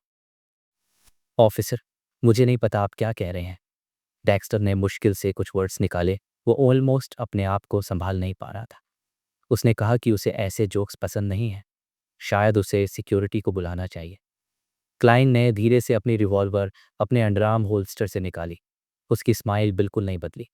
उसने कहा, मिस्टर डेक्स्टर, मुझे पता है कि आप मेरा कॉन्फिडेंस देख सकते हैं और मेरी कोई बुरी नीयत नहीं है। है। ऑनेस्टली स्पीकिंग, मुझे खुद भी ज़्यादा श्योर नहीं था, लेकिन आपके रिएक्शन ने मुझे वो आंसर दे दिया जो मुझे चाहिए था। क्लाइंट ने अपने मन में सोचा कि उसने जो भी सेंटेंस अभी कहा वो सच है। डेक्स्टर थोड़ा रिलैक्स हुआ। उसकी नज़र रिवॉल्वर पर पड़ी। उसने कंफ्यूज्ड होकर पूछा कि उसे समझ नहीं आ रहा कि वो उसे क्यों ढूंढने आया। उसे नहीं लगता कि उसने कुछ रिवील किया है। क्लाइंट हंसने लगा और उसने कहा कि यह तो सिर्फ एक इत्तेफाक था, या शायद किस्मत ही उन्हें मिलवाना चाहती थी। उसने बताया कि वो ईविल ड्रैगन बार के अंडरग्राउंड मार्केट में एक बार टकरा चुके थे, लेकिन डेक्स्टर ने उसको तब नोटिस नहीं किया था। उसने यह भी कहा कि डेक्स्टर ने पोषण के सप्लीमेंट्री इंग्रेडिएंट्स पहले खरीद कर स्मार्टनेस दिखाई, लेकिन क्योंकि वो उस फॉर्मूला से वाकिफ था, इसलिए डेक्स्टर ने उसका ध्यान खींच लिया। डेक्स्टर ने अचानक एक लंबी सांस छोड़ी, जैसे उसकी डिफेंड करने की मोटिवेशन खत्म हो गई हो। उसने धीरे से कहा कि वो समझ गया। वो सोच रहा था कि वो काफ़ी केयरफुल था। उसने अपने आप से बड़बड़ाया। फिर उसने क्लाइंट की आंखों में देखा और पूछा कि ऑफिसर, वो जानता है कि वो उसे अरेस्ट करने नहीं आया है। उसका असल मकसद क्या है यहाँ आने का? क्लाइंट ने रिलैक्स्ड एक्सप्रेशन के साथ कहा कि वो बाकी नाइट हॉक्स से अलग है। वो नहीं मानता कि जो बियॉन्डर्स उनके रैंक्स में नहीं हैं, वो पोटेंशियल क्रिमिनल्स हैं। उसने कहा कि ये उन लोगों के साथ इंसाफ नहीं है जो लॉ को फॉलो करते हैं। डेक्स्टर ने अपना पोस्चर चेंज किया। वो थोड़ा लूज़ हुआ और उसने कहा कि दुनिया में शांति होती अगर बाकी नाइट हॉक्स, मैंडेटेड पनिशर्स और मशीनरी हाइवोमाइंड भी उसकी तरह एक्ट करते। क्लाइन ने सरप्राइज़ दिखाते हुए पूछा कि क्या वो नाइट हॉक्स, मैंडेटेड पनिशर्स और मशीनरी हाइवमाइंड के बाकी मेंबर्स को भी जानता है। उसने कहा कि यह ऐसी चीज़ नहीं है जो कोई ऐसा बंदा जाने जो गलती से बियॉन्डर बन गया हो। ज़रूर उसके पीछे कोई ऑर्गेनाइजेशन होगी। वो पीछे लीन हुआ और स्माइल करते हुए कहा कि क्या वो साइकोलॉजी एल्केमिस्ट्स हैं। उसने कैजुअली डेक्स्टर का एक्सप्रेशन कंटॉर्ट होते हुए देखा जब उसने वो वर्ड्स कहे। डेक्स्टर ने फ्रस्ट्रेशन में कहा कि वो देख सकता था कि वो उसके आंसर का इंतज़ार कर रहा था। फिर भी वो बेट में फंस गया और उसके लिंग्विस्टिक ट्रैप में गिर गया। उसे पता चलने लगा कि स्पेक्टेटर स्टेट ओमनीपोटेंट नहीं था। वो बता सकता था कि दूसरा बंदा यहाँ क्यों है, लेकिन इसका मतलब ये नहीं था कि वो स्पेसिफिक्स समझ गया। क्लाइंट ने अपनी रिवॉल्वर के सिलेंडर को स्ट्रोक किया और कहा कि डॉक्टर, उन्हें एक ऑनेस्ट कन्वर्सेशन करने की ज़रूरत है।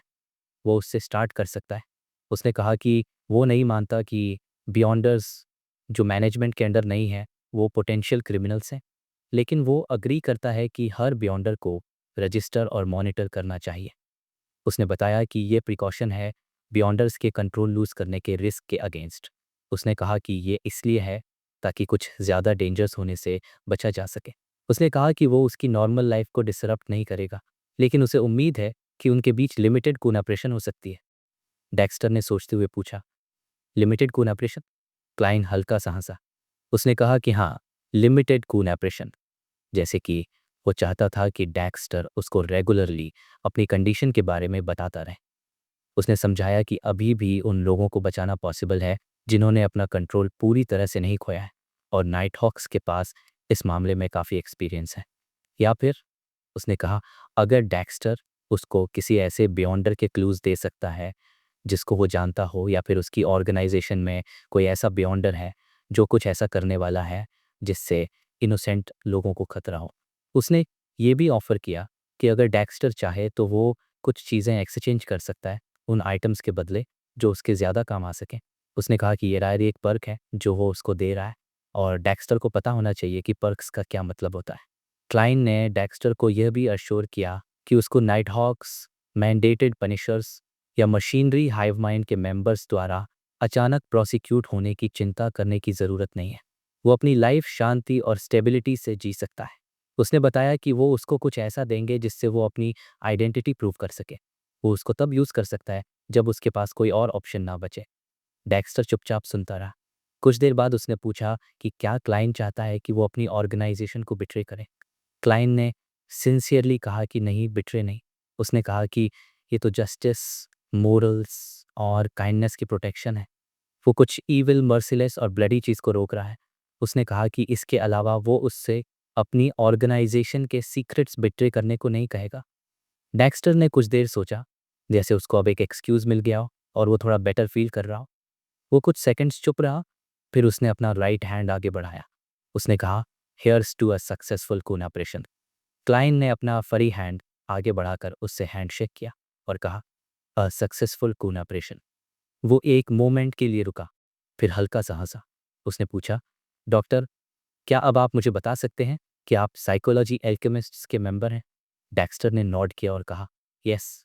क्लाइन, जिसने अंदर आने के बाद से अपनी स्पिरिट विजन डीएक्टिवेट नहीं की थी, उसने उसके इमोशंस के कलर्स में कोई चेंज नहीं देखा। इसलिए उसने डिस्क्रीटली पूछा, आप साइकोलॉजी एल्केमिस्ट्स में कैसे ज्वाइन हुए? डेक्स्टर ने उसकी आंखों में देखा और कहा, मैंने डिस्कवर किया कि इस असाइलम में एक पेशेंट था जो मुझे पूरी तरह से देख सकता था जब मैं उसकी देखभाल कर रहा था। उसकी क्लियर माइंड किसी ल्यूनेटिक की तरह नहीं थी। उसने बताया कि उसका नाम हुड यूजेन है। क्लाइन ने वो नाम अपने दिमाग में याद कर लिया और डेक्स्टर से थोड़ी देर और बात की। एक सीक्रेट वे डिसाइड करते हुए क्लाइन ने डेक्स्टर से कम्युनिकेट करने और मिलने का एक तरीका डिसाइड किया। उसने फ़िलहाल पोशंस, फ़ॉर्मूलाज़ और रूमर्स के बारे में कोई बात नहीं की। सही टाइम आने पर उसने डेक्स्टर से विदा ली और अपना रिवॉल्वर छुपा लिया। फिर डेक्स्टर के ऑफिस से निकल गया। डेक्स्टर ने एक लंबी सांस छोड़ी जब उसने क्लाइन की पीठ अपनी नज़रों से ओझल होते देखी। वो अपनी कुर्सी पर ढेर हो गया, थोड़ा परेशान और थोड़ा रिलैक्स्ड फील कर रहा था। 33 जूटलैंड स्ट्रीट, ब्लैकटॉन सिक्योरिटी कंपनी के अंदर। अपनी डेस्क के पीछे बैठे हुए डन ने अपनी ग्रे आंखों से आसपास देखा और पूछा कि क्या हुआ था। क्लाइन, जो लगभग आधा घंटा लेट था, ने अपने थॉट्स को ऑर्गेनाइज किया और बताया कि कैप्टन, मुझे एक बियॉन्डर मिला और मैंने कंफर्म किया कि वो साइकोलॉजी एल्केमिस्ट्स का मेंबर है। उसने आगे कहा कि वो एक ऑनर्थोडॉक्स डॉक्टर है और हमारे साथ कोऑपरेट करने को राजी है। उसने सोचा कि स्टेटस को मेंटेन करना सबसे बेस्ट होगा। वो हमें एसोसिएशन ऑफ साइकोलॉजिकल एल्केमी की करंट कंडीशन के बारे में और जानने में हेल्प कर सकता है। कुछ सेकंड्स रुकने के बाद क्लाइन ने ऐड किया कि वो उसको नाइट हॉक्स के लिए एक इन्फॉर्मेंट या फिर एक हिडन एक्सटर्नल मेंबर बनाना चाहता है। इन्फॉर्मेंट वर्ड इंटस लैंग्वेज से आया था, इसे एम्परर रोसेल ने बनाया था। डन ने धीरे से नॉड किया और कहा कि क्लाइन ने सिचुएशन को अच्छे से हैंडल किया, लेकिन फ्यूचर में ऐसी सिचुएशन फेस करने पर उसको इन्फॉर्म करना बेस्ट रहेगा। उसने क्लाइन से उस डॉक्टर की इन्फॉर्मेशन और उसके सिचुएशन हैंडल करने के तरीके का रिटर्न अकाउंट देने को कहा। उसने कहा कि वो उस डॉक्टर को कुछ ऐसा देगा जिससे वो अपनी आइडेंटिटी प्रूव कर सके। उसने यह भी कहा कि वो इस बारे में लेओनार्ड और बाकी लोगों से बात ना करे। भले ही वो ट्रस्टवर्दी टीममेट्स हैं, लेकिन प्रोटोकॉल क्लियरली रिक्वायर करता है कि इसको क्लोज रखा जाए। उसने बताया कि फ्यूचर में वो डॉक्टर से कांटेक्ट करने का चार्ज क्लाइंट को ही मिलेगा। क्लाइंट ने चुपचाप एक सांस छोड़ी और स्माइल करते हुए रिप्लाई किया, ऑल राइट। टाइम ऐसे उड़ गया जैसे पंख हो। टिंगेन ने समर को बाय बाय बोल दिया। टेम्परेचर अराउंड 26-27 डिग्रीज सेल्सियस के बीच में ही था। वूश! क्लाइन बाथटब से उठा और एक कदम आगे बढ़ा और फ्लोर पे पानी की बूंदें गिर गईं। वो वहाँ नंगा खड़ा था, अपने एब्स को देख रहा था। उसने फ्लेक्स किया तो उसकी मसल्स क्लियरली दिखने लगी। ये उसकी डेली ट्रेनिंग का रिजल्ट था और वैसे भी वो पहले से ज़्यादा एनर्जेटिक लग रहा था। और आज ही उसके कॉम्बैट टीचर गवेन ने उसको पंचिंग के बेसिक फुटवर्क और फोर्स डिलीवर करने की टेक्निक्स सिखानी शुरू की थी। Tap tap tap. Kline bathroom के फ्लोर पे नंगे पैरों से चला, कभी आगे स्लाइड करता तो कभी पीछे हटता, फिर राइट डॉस करता और एक डिफेंसिव जेस्चर के साथ अपना फिस्ट स्विंग करता। फ्यू! वो रुका और खुशी से सांस छोड़ी। उसने अपने बगल में रखा टॉवेल उठाया और खुद को पहुंचा। डेक्स्टर गुडेरियन, जो मेंटल असाइलम में डॉक्टर था, उसे कांटेक्ट करने के बाद ऐसा लग रहा था जैसे क्लाइंट 2 हफ्तों तक कोइंसिडेंसेस से बच गया था। कांस्टेंट सुपरनैचुरल इंसिडेंट्स के बराज के बिना उसकी लाइफ स्टेबल हो गई थी। उसको अपनी पेचेक टाइम पे मिल रही थी। वो मिस्टिसिज्म में इन डेप्थ रिसर्च कर रहा था, अपनी मार्क्समैनशिप और फाइटिंग स्किल्स को ट्रेन कर रहा था, न्यू कुकिंग रेसिपीज डेवलप कर रहा था, बेंसन और मेलिसा के साथ धीरे धीरे डिसेंट यूटेंसिल्स और डेकोरेशंस इकट्ठा कर रहा था, अपने टीममेट्स से पास्ट के सुपरनैचुरल केसेस के बारे में पूछ रहा था, क्लब में आने वाले लोगों के लिए डिविनेशन कर रहा था और जो प्रिंसिपल्स उसने फिगर आउट किए थे उनको स्ट्रिक्टली फॉलो कर रहा था। उससे वो और भी स्टेबल फील कर रहा था। अगर वो लेट नाइट्स ना होते जिसमें वो अभी भी अर्थ को मिस करता था, वो रेड चिमनी जो अभी तक अनकवर नहीं हुई थी, या मिस फॉर्च्यून क्लॉथ पपेट की पिक्चर जो कभी कभी उसके सपनों में दिखाई देती थी, तो वो अपनी करंट लाइफ का आदी हो जाता और उसको अफेक्शनेटली सोचने लगता। उस टाइम के दौरान 3 टैरो क्लब गैदरिंग्स हुई, लेकिन क्लाइन को रोसेल की डायरी के कोई न्यू पेजेस नहीं मिले। हाउएवर, जस्टिस ने एक्सप्लेन किया कि उसको 2 बियॉन्डर्स पता चले हैं और वो उनसे कंसिस्टेंटली कांटेक्ट में थी। जब वो उनके सर्कल ऑफ एक्वेनेटेंसेस में घुस जाती, तो चांसेस थे कि वो रोसेल की डायरी के और पेजेस ट्रेड कर सकेगी। एड हैंग्डमैन ने भी एक्सप्रेस किया कि वो लैंड पे वापस आ गया है और कुछ मैटर्स डील कर रहा है। उसने कहा कि जैसे ही उसके पास फ्री टाइम होगा, वो और पेजेस ढूंढना शुरू कर देगा। बिसाइड्स, जस्टिस को फील हुआ कि जो 2 बियॉन्डर्स उसको पता है, वो गैदरिंग ज्वाइन करने के पोटेंशियल टारगेट्स थे। उन दोनों के पास डिसेंट आइडेंटिटीज थी कवर के लिए, with certain but different channels of information as well as principles और यूनिक कैरेक्टरिस्टिक्स। वो ऐसे लोग नहीं थे जो एक सीक्रेट सेल आउट कर देंगे। दी ओनली प्रॉब्लम वॉज कि वो सिर्फ सीक्वेंस 9 बियॉन्डर्स थे, जो एक हाई एंड सीक्रेट के लिए ज़्यादा सूटेबल नहीं था। मिस जस्टिस ने टैरो क्लब को एक हाई एंड सीक्रेट ऑर्गेनाइजेशन बताया।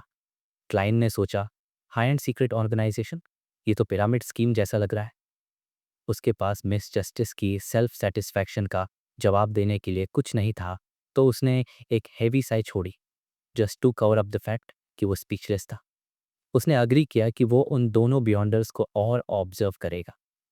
ऑफ कोर्स जस्टिस अब वो इनोसेंट और रोमांटिक मैडन नहीं रही थी। वो अपनी गार्ड अप रखती थी और उसने कभी भी उन दोनों बियॉन्डर्स के नाम और ट्रेट्स मेंशन नहीं किए। उसे डर था कि हैंग्ड मैन उस इन्फॉर्मेशन से उसको आइडेंटिफाई कर लेगा। मिस जस्टिस ने कहा कि उसे पोषण डाइजेस्ट होने के साइंस क्लियरली फील हो रहे हैं। शायद उसे 3 से 4 हफ्ते और लगेंगे स्पेक्टेटर का एक्टिंग कंप्लीट करने में। क्लाइन ने सोचा कि उसको टेलीपैथिस्ट फॉर्मूला एक्वायर करने का प्लान आगे बढ़ाना पड़ेगा। उसने अपने आप को पहुंचने वाला टॉवेल फेंक दिया और कपड़े पहनने लगा, कल के टैरो क्लब के बारे में सोचते हुए। पिछले 20 दिनों में वो डेक्स्टर गुडेरियन से सिर्फ एक बार मिला था। उसके दिमाग में हेस्ट मैक्स वेस्ट का आइडिया था, इसलिए उसने सिर्फ डॉक्टर की स्टेट के बारे में कैजुअली बात की और साइकोलॉजी एल्केमिस्ट्स के बारे में अनइम्पॉर्टेंट क्वेश्चंस पूछे। जस्टिस जिस स्पीड से पोषण डाइजेस्ट कर रही थी, उसको सीक्वेंस आर्ट टेलीपैथिस्ट का फॉर्मूला डेक्स्टर से जल्दी कैसे निकलवाया जाए, इसके बारे में सोचना ही पड़ा। क्लाइन ने अपनी शर्ट बटन अप की और एक और ड्राई टॉवेल लिया अपने बालों में से पानी एब्जॉर्ब करने के लिए। जस्टिस के कंपैरिजन में वो सियर पोषण को एक्सपेक्टेड से भी ज़्यादा तेज़ी से डाइजेस्ट कर रहा था। इस वीक तक वो साउंड्स जो उसे नहीं सुनने चाहिए थे और वो चीज़ें जो उसे नहीं देखनी चाहिए थी, वो कॉजिटेशन या स्पिरिट विजन करते वक्त वैनिश हो गई थी। टॉवेल फ्लिप करके क्लाइन ने अपने बाल फिर से ड्राई की। उसने अपना सिर उठाकर डोर की तरफ देखा और अपने आप से मटर्ड, जो सियर प्रिंसिपल्स मैंने फिगर आउट किए हैं वो सच में एफिशिएंट है। नेक्स्ट वीक, शायद मैं नेक्स्ट वीक तक पोषण कंप्लीटली डाइजेस्ट कर पाऊंगा। मुझे कोई आइडिया नहीं है कि matured Hornacis grey mountain goat का single horn and human faced rose का कंप्लीट स्टॉक जो क्लाउन फार्मूला के लिए रिक्वायर्ड है, कहाँ से मिलेगा। शायद मैं लेडी डेली की तरह एक स्पेशल एप्लीकेशन सेंड कर सकता हूँ, लेकिन उससे डेफिनेटली हायर अप्स का अटेंशन अट्रैक्ट होगा और मैं अपनी पेस से डेवलप करना चाहता हूँ। पुलिस डिपार्टमेंट में ऑरोरा और नर्डर का बिलीवर भी मिल गया है, लेकिन मुझे अभी तक ये पता नहीं चला कि ये मिस्टर जेड कौन है। हेनरी ने कहा था कि वो रेड चिमनी का टास्क इस वीक के एंड तक कंप्लीट कर देगा। मेरे प्राइवेट स्टैश में थोड़े से ज़्यादा 7 पाउंड्स वापस आ गए हैं, तो एट लीस्ट मुझे फाइनल पेमेंट की टेंशन नहीं है। क्लाइंट सोच रहा था कि जो हाउसेस और टेनेंट्स की इन्फॉर्मेशन उसने पहले दी थी, उसमें तो कुछ एबनॉर्मल नहीं दिख रहा था, लेकिन उसके पास टाइम नहीं था कि वो एक-एक को इन्वेस्टिगेट करे। उसने सोचा, शायद मैं देख सकता हूँ कि कौन से रेड चिमनी हाउसेस में रिसेंटली नए टेनेंट्स आए हैं। फिर उसने खुद से ही अग्री करते हुए कहा, ये एक तरीका हो सकता है देखने का। आधा मिनट चुपचाप बैठने के बाद उसने अपनी ब्लैक ट्राउजर्स, बोटाई और अंडरआर्म होल्स्टर पहने। फिर उसने अपना पसीने से भरा नाइट ट्रेनिंग सूट फ्लोर से उठाया और लॉन्ड्री बास्केट में फेंक दिया। दरवाज़ा खोलकर वो बाथरूम से बाहर निकला। उसने अभी वेंसडे आफ्टरनून की कॉम्बैट ट्रेनिंग खत्म की थी और वो अभी भी अपने टीचर गवेन के घर पर था। गवेन की मेड सर्वेंट वहाँ से गुजरी और उसने जल्दी से झुककर हेलो मिस्टर मोरेटी कहा। क्लाइन ने हल्का सा सिर हिलाया और मेसी बाथरूम की तरफ इशारा किया। उसने कहा कि क्या वो इसे साफ कर सकती है। मेड सर्वेंट ने सिर झुकाकर जवाब दिया, ऑफ कोर्स सर। क्लोथ्स का ध्यान लॉन्ड्री मेड रख लेगी, वो 6 बजे तक आ जाएगी। लॉन्ड्री मेड्स को अकोमोडेशन या फूड नहीं मिलता था, इसलिए वो सिर्फ एक घर में काम नहीं करती थी। उनका कॉन्ट्रैक्ट नॉर्मली कई हाउस होल्ड से होता था। या तो वो डेली इधर उधर भागती थी, एक घर के कपड़े धोती थी और फिर दूसरे घर जाती थी, या फिर वो डिफरेंट हाउस होल्ड से सारे कपड़े कलेक्ट करती थी और उन सब का एक साथ ध्यान रखती थी, फिर उन्हें वापस बेचती थी। तब जाकर वो मुश्किल से अपनी ज़िंदगी गुजार पाती थी। क्लाइन ने ज़्यादा कुछ नहीं कहा और लिविंग रूम में वापस चला गया, ऑनर को फेयरवेल कहने के लिए, जो रॉकिंग चेयर पर बैठे हुए थे। उसने देखा कि गवेन लेथार्जिकली सिर हिला रहे थे, उनकी लेग्स पर लाइट ब्राउन ब्लैंकेट पड़ी थी और उनके हाथ में अव्वा इवनिंग न्यूज़ था। क्लाइंट को पता था कि सेटिंग सन की ग्लो में बेद कर रहे जेंटलमैन अर्ली 50s में थे, लेकिन उनकी लिस्टलेसनेस से लग रहा था कि वो ऑलरेडी 80s में हैं। कॉम्बैट ट्रेनिंग के दौरान गवेन चुप रहते थे और सिर्फ तभी पॉइंटर्स देते थे जब उन्हें ज़रूरत होती थी। वो कैजुअल चैटिंग के लिए नहीं थे। क्लाइंट डेली ट्रेनिंग से इतना एग्जॉस्टेड था कि उसकी बात करने की कोई इंटेंशन नहीं थी, इसलिए उनका रिलेशनशिप डिस्टेंट ही रहा। उसने सोचा, टीचर गवेन की डेमोन्स्ट्रेशन से लगता है कि उनकी स्ट्रेंथ अभी भी काफ़ी टेरिफाइंग है और उनके स्टेप्स भी स्विफ्ट हैं। मुझे लगता है कि उनके लिए मुझ जैसे 3 लोगों से लड़ना कोई प्रॉब्लम नहीं होगी। उन्हें पुलिस स्टेशन से पे मिलती है और उन्होंने क्लाइंट ये भी सोच रहा था कि टीचर गवेन ने टिंगेन सबर्ब्स में एक विलेज में एक प्लॉट ऑफ लैंड भी खरीदा था, जिससे उन्हें फिक्स्ड रेंटल इनकम मिलती थी। उन्होंने एक शेफ़, एक मेड सर्वेंट और एक लॉन्ड्री मेडन भी हायर की थी। वो सोच रहा था कि अर्थ पर जो फूडaholic एम्पायर है, उसमें अगर कोई आदमी उनकी एज का होता और इतना अमीर होता, तो वो तो दुनिया घूम रहा होता। क्लाइंट ने गवेन से नज़र हटा ली और अपना सिर हिला दिया। फिर वो क्लोथ्स रैक की तरफ गया और अपना टॉप हैट और ब्लैक ट्रेंच कोट उतारा। अपने आप को थोड़ा सा टाइडी करने के बाद उसने अपनी केन उठाई और घर से निकल गया। वो वीड से भरे स्टोन पाथ पर गेट्स की तरफ चल पड़ा। तभी उसने देखा कि मेटल फेंस के बाहर एक 2 व्हील्ड कैरेज रुकी हुई है और उसके पास एक फ़ेमिलियर फेस वाला आदमी खड़ा है। लियोनार्ड, क्लाइंट ने धीरे से कहा, अपने messy haired night hawks teammate को सस्पिशियसली देखते हुए। लियोनार्ड ने वाइट शर्ट, ब्लैक ट्राउजर्स और बटनलेस लेदर बूट्स पहने हुए थे और अपने हाथों में अपनी हैट घुमा रहा था। जब उसने क्लाइंट को घर से आते हुए देखा, तो वो मुस्कुराया और उसने पूछा कि क्या वो प्लेजेंटली सरप्राइज्ड है। क्लाइंट ने सोचा कि उसे सिर्फ सरप्राइज हो रहा है, कोई जॉय नहीं। उसने लियोनार्ड के इनअप्रोप्रिएट बिहेवियर को इग्नोर किया और उस फेक पोएट की ग्रीन आइज में देखा। क्या हुआ? उसने पूछा। लियोनार्ड ने अपनी हैट पहनी और बताया कि कैप्टन चाहते हैं कि वो उसके और फ्राई के साथ काम करे। उसने कहा कि वो लोग रास्ते में इसके बारे में बात करेंगे। ऑल राइट, क्लाइंट ने कहा और वो उसके साथ कैरेज में चला गया। जैसे ही कैरेज के बाहर का सीन फ्लाई पास्ट हो रहा था, लियोनार्ड ने अपने बगल में रखा डॉक्यूमेंट बैग उठाया और उसे क्लाइंट की तरफ फेंक दिया। क्लाइंट ने उसे स्टेडीली कैच किया और एक डॉक्यूमेंट निकाला। फिर उसने उसे केयरफुली रीड करना शुरू कर दिया। अगस्त 11वीं 11 बजे वेस्टबरो में एक वर्कहाउस में बैंकरप्ट सेलर्स ने आर्सन करने की कोशिश की ताकि एक ट्रेजेडी हो, लेकिन एंड में वो सिर्फ अपने आप को ही बर्न करके मर गया। अगस्त 11वीं 10 बजे हार्बर वर्कर जिद ने टसॉक रिवर में जंप कर दिया और अपनी पॉवर्टी स्ट्रिकन लाइफ एंड कर दी। अगस्त 11वीं 8 बजे iron cross streets lower street में मिसेस लॉयज़, जो मैच बॉक्सेस बेचकर अपनी ज़िंदगी गुजारती थीं, वो एक सडन डिजीज़ से मर गईं। क्लाइंट पजल्ड हो गया जब उसने पहले 2 इंसिडेंट्स रीड किए। उसने सोचा कि ये डेथ्स तो बहुत ऑर्डिनरी और कॉमन है। क्लाइंट को लगा कि ऐसी ऑब्वियस डेथ्स तो नाइट हॉक्स के अटेंशन के नीचे होनी ही नहीं चाहिए, बल्कि पुलिस भी अपना टाइम वेस्ट नहीं करती ऐसी चीज़ों में। लेकिन जैसे ही वो लिस्ट में नीचे पढ़ने लगा, उसकी आईब्रोज धीरे धीरे जुड़ने लगी। 2 पेजेस पढ़ने के बाद उसने अचानक अपना सिर उठाया और लियोनार्ड को देखा। उसने पूछा कि क्या यह कुछ ज़्यादा नहीं है? इतनी सारी ऑर्डिनरी डेथ्स देखकर तो नॉर्मल कहना भी मुश्किल था। पहली बार लियोनार्ड ने सीरियसली नोट किया और बताया कि पिछले 2 हफ्तों में डेथ इंसिडेंट्स की संख्या नॉर्मल रेट से 5 गुना ज़्यादा है। उसने बताया कि जब टिंगेन पुलिस हेडक्वार्टर्स ने डेटा टेब्यूलेट किया, तो उन्हें प्रॉब्लम समझ आई और उन्होंने तुरंत ये केस नाइट हॉक्स को, माइंडेटेड पनिशर्स को और मशीनरी हाइवोमाइंड को दे दिया।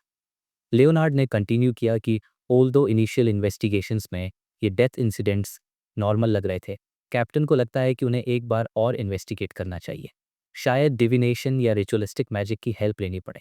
क्लाइंट ने एनलाइटमेंट के साथ कहा कि वो समझ गया।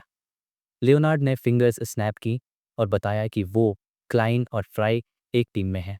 Fry iron cross streets lower street पर उनका वेट कर रहा है। सीका, रॉयल और ओल्ड नील एक और टीम में है, जो नॉर्थ बरो में कॉरेस्पॉन्डिंग इंसिडेंट्स इन्वेस्टिगेट कर रहे हैं। कैप्टन सिक्योरिटी कंपनी में ही रुकेंगे ताकि किसी भी इमरजेंसी को रिस्पॉन्ड कर सकें।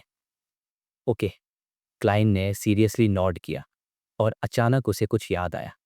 उसने जल्दी से पूछा कि क्या वो अपने घर जाकर एक नोट छोड़ सकता है। उसे अपने भाई और बहन को बताना था कि वो आज रात डिनर पर नहीं आ पाएगा क्योंकि कुछ काम आ गया है। लियोनार्ड हंसा। कोई प्रॉब्लम नहीं, वो तो रास्ते में ही है। ये सुनकर क्लाइंट शांत हो गया और उसने डेथ इंसिडेंट्स को फिर से पढ़ना शुरू कर दिया, ये सोचकर कि शायद उसे नेम्स, टाइम्स और कॉजेज ऑफ डेथ में कोई लिंक मिल जाए। तभी उसे अचानक एहसास हुआ, क्या यह नाइट हॉक बनने के बाद उसका पहला ग्रुप मिशन है? टिंगेन सिटी, 2 डैफोडिल स्ट्रीट। क्लाइंट, उसने एक नोट छोड़ा था, दरवाज़ा लॉक किया और जल्दी जल्दी लियोनार्ड मिचेल की तरफ चल पड़ा, जो रोड के साइड में वेट कर रहा था। लियोनार्ड के छोटे काले बाल एक महीने में थोड़े बढ़ गए थे और उनकी कोई ग्रूमिंग नहीं हुई थी, इसलिए वो मैसी लग रहे थे। लेकिन फिर भी उसके मैसी बाल उसके decent looks, emerald coloured eyes और पोएटिक वाइब्स को कॉम्प्लीमेंट कर रहे थे। एक अलग ही तरह की ब्यूटी थी उसमें। वैसे भी हेयर स्टाइल तो फेस पे डिपेंड करता है, क्लाइन ने मन में सोचा, थोड़ा मजाक उड़ाते हुए। फिर उसने आयरन क्रॉस स्ट्रीट की तरफ पॉइंट किया और पूछा, फ्राई वहाँ हमारा वेट कर रहा है क्या? हाँ। लियोनार्ड ने अपनी शर्ट, जो पैंट से बाहर निकली हुई थी, उसको स्मूथ किया और कैजुअली बोला, तुम्हें डॉक्यूमेंट्स देखते वक्त कोई क्लू मिला क्या? क्लाइन ने अपनी केन अपने लेफ्ट हैंड में पकड़ी और रोड के साइड से चलते हुए कहा, नहीं, मुझे उनके टाइम्स, लोकेशंस या कॉजेज ऑफ डेथ में कुछ भी कॉमन नहीं मिला। तुम्हें पता होना चाहिए कि इविल गॉड्स या डेविल्स को इन्वॉल्व करने वाले रिचुअल्स एक सर्टेन टाइम फ्रेम में या एक स्पेशल मेथड से ही होते हैं। लियोनार्ड ने अपनी कस्टम मेड रिवॉल्वर को छुपा के रखा था, शर्ट के नीचे, वेस्ट के पास, और वो हल्का सा हंसा। वो कोई एब्सोल्यूट रूल नहीं है। मेरे एक्सपीरियंस में कुछ इविल गॉड्स या डेविल्स तो इजीली सेटिस्फाइड हो जाते हैं, बस उन्हें जो चाहिए उसमें इंटरेस्ट होना चाहिए। और बहुत सारी डेथ्स तो नॉर्मल लग रही हैं, हमें उन्हें एलिमिनेट करना होगा, तभी हम रियल आंसर तक पहुंच पाएंगे। क्लाइन ने उसकी तरफ देखा और कहा, इसलिए तो कैप्टन ने हमें एक बार और इन्वेस्टिगेट करने को कहा है, नॉर्मल इंसिडेंट्स को एलिमिनेट करने के लिए। लियोनार्ड, तुम्हारे टोन और डिस्क्रिप्शन से लगता है कि तुम्हें इस एरिया में काफ़ी एक्सपीरियंस है, लेकिन तुम तो सिर्फ 4 साल से नाइट हॉक्स के मेंबर हो और एवरेज में 2 सुपरनैचुरल इंसिडेंट्स अ मंथ होते हैं, और उनमें से भी बहुत सारे तो सिंपल और ईजी टू सॉल्व होते हैं। उसे हमेशा लगता था कि लियोनार्ड मिचेल थोड़ा वियर्ड और मिस्टीरियस है। ना सिर्फ उसे हमेशा उस पर शक होता था, उसे लगता था कि उसमें कुछ तो है। उसके अलावा उसका डिमीनर भी टाइम टू टाइम चेंज होता रहता था, कभी क्वाइट, कभी एरोगेंट, कभी फ्लिपेंट, कभी स्टेड।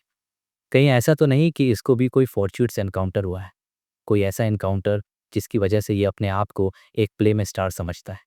क्लाइन ने अपने पास्ट में देखी हुई सारी मूवीज़, नॉवेल्स और ड्रामास के बेसिस पे एक रफ डिडक्शन बनाया। लियोनार्ड ये सुनकर हंसा और उसने कहा कि बात यह है कि क्लाइन अभी तक फुल फ्लेज नाइटहॉक नहीं बना है, वो अभी भी ट्रेनिंग फेज में है। उसने बताया कि होली कैथेड्रल डिफरेंट डायोसिसेस के कैथेड्रल्स द्वारा एक्सपीरियंस किए गए सारे सुपरनैचुरल एनकाउंटर्स का एक रिकॉर्ड कंपाइल करता है और उसे हर 5 महीने में अपने मेंबर्स को देता है। उसने ये भी कहा कि मिस्टिसिज्म लेसन्स के अलावा वो कैप्टन को एक एप्लीकेशन सबमिट कर सकता है और चाइनीज गेट में इन रिकॉर्ड्स को पढ़ने की रिक्वेस्ट कर सकता है। क्लाइन ने एनलाइटनमेंट में सिर हिलाया। उसने सोचा कि कैप्टन ने कभी भी इसके बारे में उससे मेंशन नहीं किया। क्लाइन को अभी तक चाइनीज गेट में एंटर करने का मौका नहीं मिला था। लियोनार्ड फिर से हल्का सा हंसा और उसने कहा कि उसे लगा था कि क्लाइन कैप्टन के स्टाइल का आदी हो गया है। उसने हैरानी जताई कि क्लाइन अभी भी नाइवली कैप्टन के याद दिलाने का वेट कर रहा है। ये कहने के बाद उसने मीनिंगफुली ऐड किया कि उन्हें कैप्टन से कॉशियस रहना चाहिए, अगर कभी ऐसा दिन आए जब उन्हें सब कुछ याद आ जाए। क्या इसका मतलब कंट्रोल का लॉस होगा? क्लाइन ने सीरियस एक्सप्रेशन के साथ सिर हिलाया। फिर उसने पूछा कि क्या फॉरगेटफुलनेस सिर्फ कैप्टन के साथ यूनिक है? उसने सोचा था कि यह स्लीपलेस सीक्वेंस की वजह से आई हुई प्रॉब्लम है। लेट नाइट तक काम करने से यूजुअली मेमोरी लॉस होता है। लियोनार्ड ने एक्सप्लेन किया कि मोर एक्यूरेटली ये एक नाइटमेयर के साथ यूनिक सिम्पटम है। ड्रीम्स और रियलिटी इंटरट्वाइंड होने के साथ किसी पर्सन के लिए ये डिफरेंशिएट करना ऑफन हार्ड होता है कि क्या रियल है और क्या नहीं। उन्हें वो याद रखना होता है जो रियलिटी का पार्ट नहीं है। लियोनार्ड और इलेबोरेट करना चाहता था, लेकिन वो ऑलरेडी आयरन क्रॉस स्ट्रीट पहुंच गए थे और उन्होंने कॉर्प्स कलेक्टर फ्राई को पब्लिक कैरेज स्टेशन पर उनका वेट करते हुए पाया। फ्राई ने एक राउंड ब्लैक हैट और उसी कलर का ट्रेंच कोट पहना हुआ था। उसके हाथ में एक लेदर ब्रीफ केस था। वो इतना पेल था कि क्लाइंट को शक हुआ कि वो किसी भी टाइम कोलैप्स हो जाएगा। उसका आईसी ऑनरा सभी को कैरेज का वेट करते हुए उससे डिस्टेंस मेंटेन करने पर मजबूर कर रहा था। एक दूसरे को नॉड करने के बाद तीनों साइलेंटली ग्रुप अप हुए और स्माइरिन बेकरी के पास्ट से चलते हुए आयरन क्रॉस स्ट्रीट के लोअर स्ट्रीट पर टर्न हो गए। उन्हें इमीडिएटली एक दिन फेस करना पड़ा। Clam soup, seared fish, ginger beer और फ्रूट्स बेचने वाले मर्चेंट्स हिस्टेरिकली अटेंशन के लिए शाउट कर रहे थे। जिसकी वजह से पेडेस्ट्रियंस इनवॉलेंट्रली स्लो डाउन हो रहे थे। ऑलरेडी 5 बजकर थोड़ा ऊपर हो गया था। लोग आयरन क्रॉस स्ट्रीट पर रिटर्न हो रहे थे और स्ट्रीट्स के साइड्स क्राउडेड होते जा रहे थे। कुछ चिल्ड्रन भी क्राउड में मिक्स्ड थे, कोल्डली सब कुछ वॉच कर रहे थे, अपने दिमाग में पेडेस्ट्रियंस के पॉकेट्स को मेजर कर रहे थे। क्लाइन अक्सर यहाँ सस्ते पकवान के लिए आता था और उसे स्ट्रीट्स की अच्छी जानकारी थी, स्पेशली क्योंकि वो पहले एक नियर बाय अपार्टमेंट में रहा करता था। उसने ग्रुप को याद दिलाया कि थीव्स से केयरफुल रहना। लियोनार्ड ने स्माइल किया। उसने कहा कि उन्हें उनकी चिंता करने की कोई ज़रूरत नहीं है। उसने अपनी शर्ट को पुल किया और अपनी गन के होल्स्टर को एडजस्ट किया, जिससे उसका रिवॉल्वर दिख गया। सडनली सारी निगाहें जो उन पर फिक्स्ड थीं हट गई। उनके आसपास के पेडेस्ट्रियंस ने इंस्टिंक्टिवली उन्हें रास्ता दिया। क्लाइन एक मोमेंट के लिए परेज हो गया, फिर बड़े स्टेप्स लेकर लियोनार्ड और फ्राई के साथ कैचअप किया। उसने अपना सिर नीचे किया, ये ट्राई करते हुए कि कोई उसे पहचाने नहीं। बेंसन और मेलिसा अभी भी यहाँ के नेबर्स के साथ डीलिंग्स करते थे। आफ्टर ऑल वो ज़्यादा दूर नहीं गए थे। तीनों पेडलर्स के एरिया से आगे बढ़े और आयरन क्रॉस स्ट्रीट के ट्रू लोअर स्ट्रीट में टर्न हो गए। यहाँ के पेडेस्ट्रियंस सभी ओल्ड और रेड क्लोथ्स में ड्रेस थे। वो स्ट्रेंजर्स से कॉशियस थे जो ब्राइट और ब्यूटीफुल क्लोथ्स पहने हुए थे, येट उनकी आंखों में ग्रीड भी थी, जैसे वल्चर्स एक मील को आइंग कर रहे हों, waiting to strike at any time. But Leonard का रिवॉल्वर किसी भी एक्सीडेंट को होने से रोक रहा था। लियोनार्ड ने अपनी नोट्स फ्लिप की और एक जगह की तरफ पॉइंट किया जो ज़्यादा दूर नहीं थी। उसने बताया कि पहले वो कल की डेथ को इन्वेस्टिगेट करेंगे।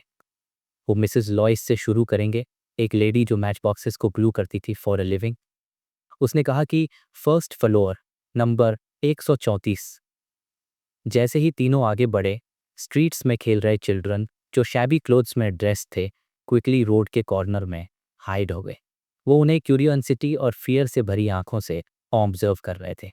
लियोनार्ड ने साई करते हुए कहा कि उनके आर्म्स एंड लेग्स देखो, थिन एज मैच स्टिक्स।